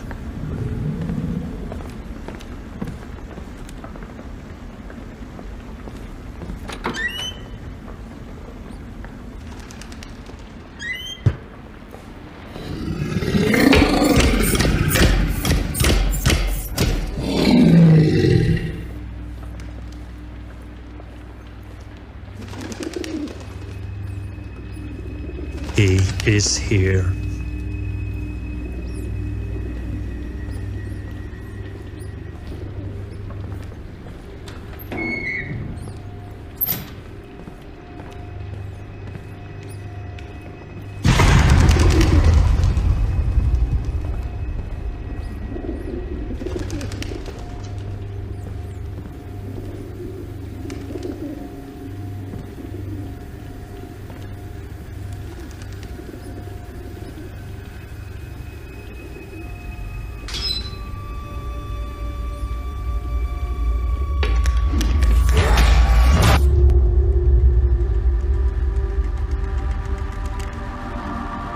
This concludes today's presentation, but stay tuned for future reveals of all the upgrades and new content we're working on. Observer System Redux comes to PlayStation 5 and Xbox Series X later this year. Thank you for watching.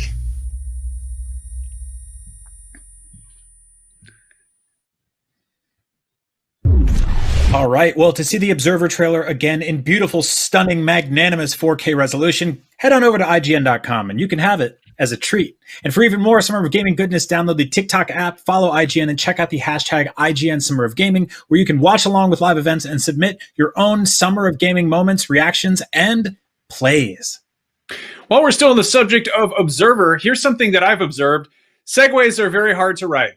That's right, I'm talking about Borderlands 3, everyone's favorite cel-shaded open-world looter shooter. Gearbox has done a great job supporting the game with a mess of story-driven DLCs, and they've got another one in the works. Our very own Mark Medina talked with the developer about Bounty of Blood. Let's see what he found out.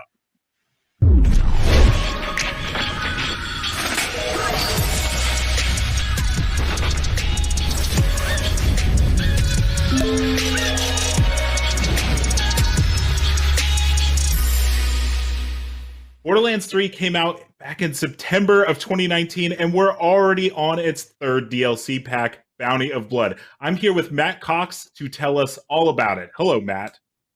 Hey, how you doing? Thanks for having me. Yep. Let's just jump right in. Why is this the DLC to check out if somebody missed the first two?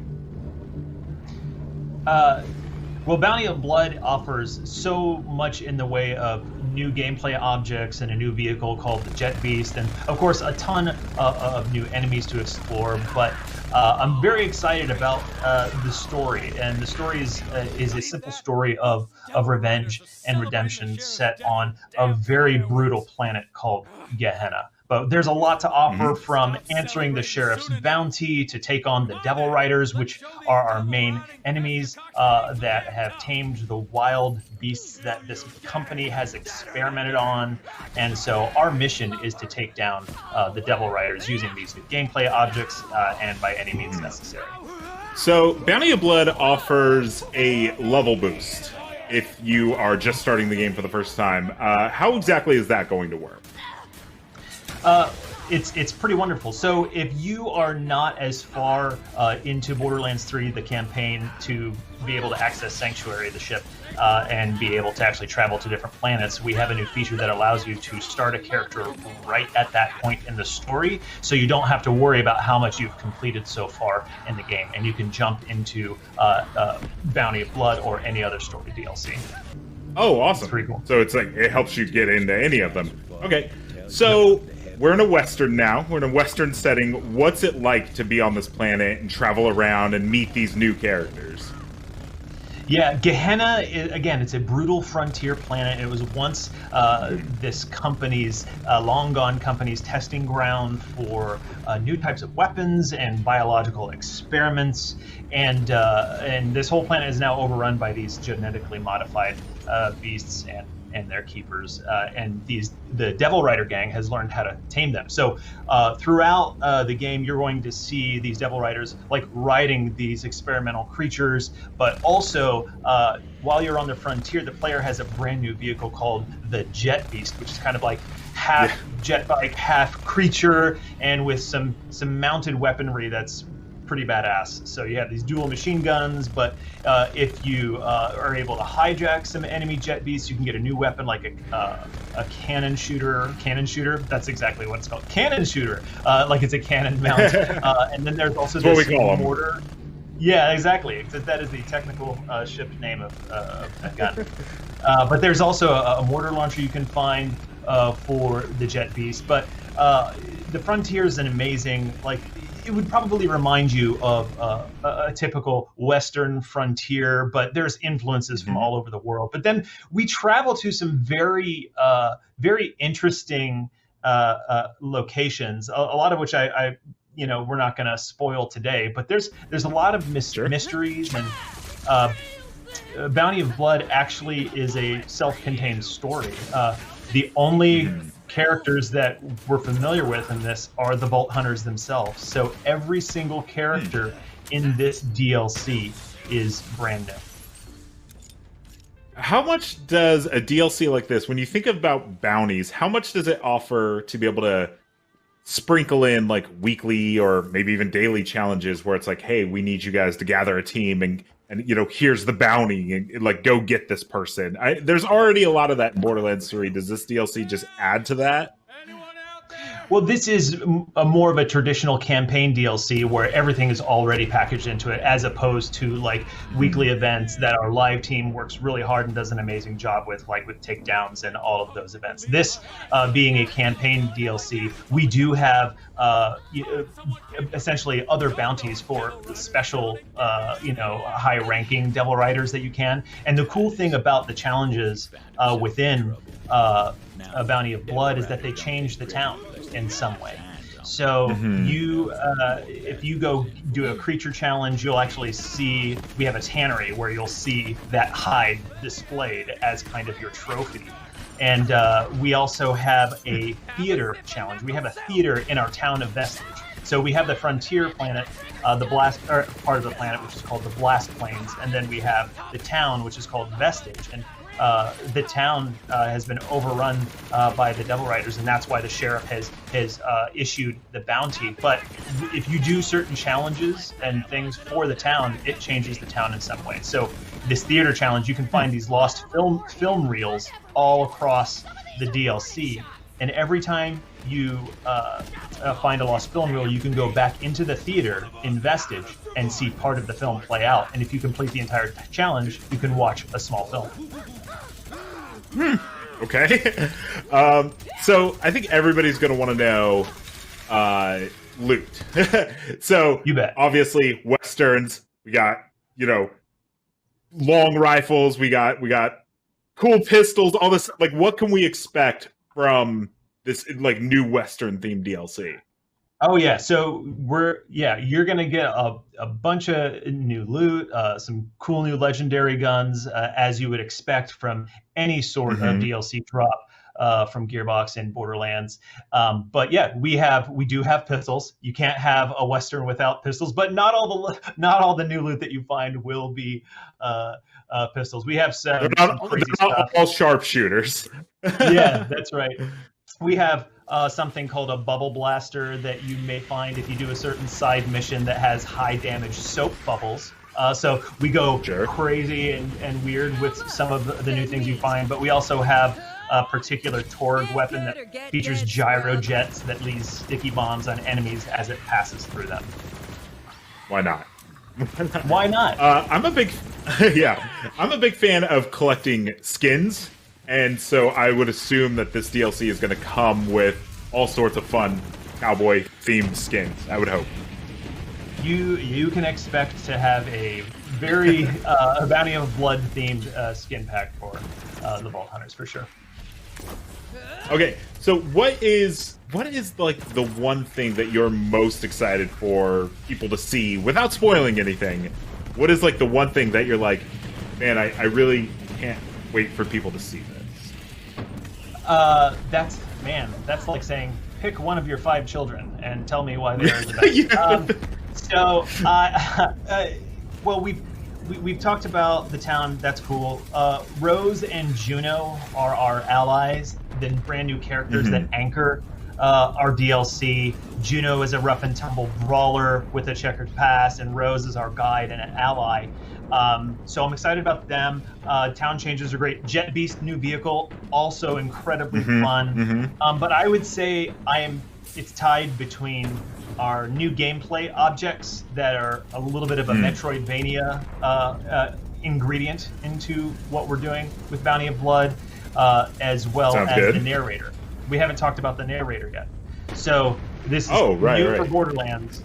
We actually have a character that's vocal only. We'll never see him, but he comments on the events, whether it's story or context to objectives. So we actually have a narrator character that is following us, telling us about the story as we're playing it. So that's really cool. But I'm a gameplay person at heart, so I'm a Nintendo head, honestly. I grew up playing a bunch of Mario and Zelda, and I still do with my kids. So gameplay is where a lot of my heart lies. So we have a Trader Weed, a Core Exploder, a Breezer, and a Telezapper. And we unlock these new gameplay objects as you play through the story. And so the Trader Weed, when you find it, it turns enemies to your side. A core exploder is a big rock type of plant made of core, and core is the element that everybody's excited about on this planet, trying to mine for core. But core exploder, you melee it, and it shotguns out high damage shrapnel. So, and then a breezer is kind of like a jump pad. It helps you soar into the air. And then our telezapper is essentially a teleporter. But how we've used these in challenges and some side missions, and even in the main story missions, it's probably my favorite part. Our team did a great job at embracing, kind of throwing a little bit of a Metroidvania gameplay element into our story. Matt, that sounds like a lot. Sounds like a lot. I'm not gonna lie. So did I? It might be too much. That was the one thing, right? Yeah. That was it. Yeah. Matt, Bounty of Blood, Fistful of Redemption. It's coming out soon, right? It is coming out very soon. Everybody will be able to play Bounty of Blood on June 25th. It's not soon enough, but we'll wait. Matt, thank you so much for joining us and telling us about the new DLC.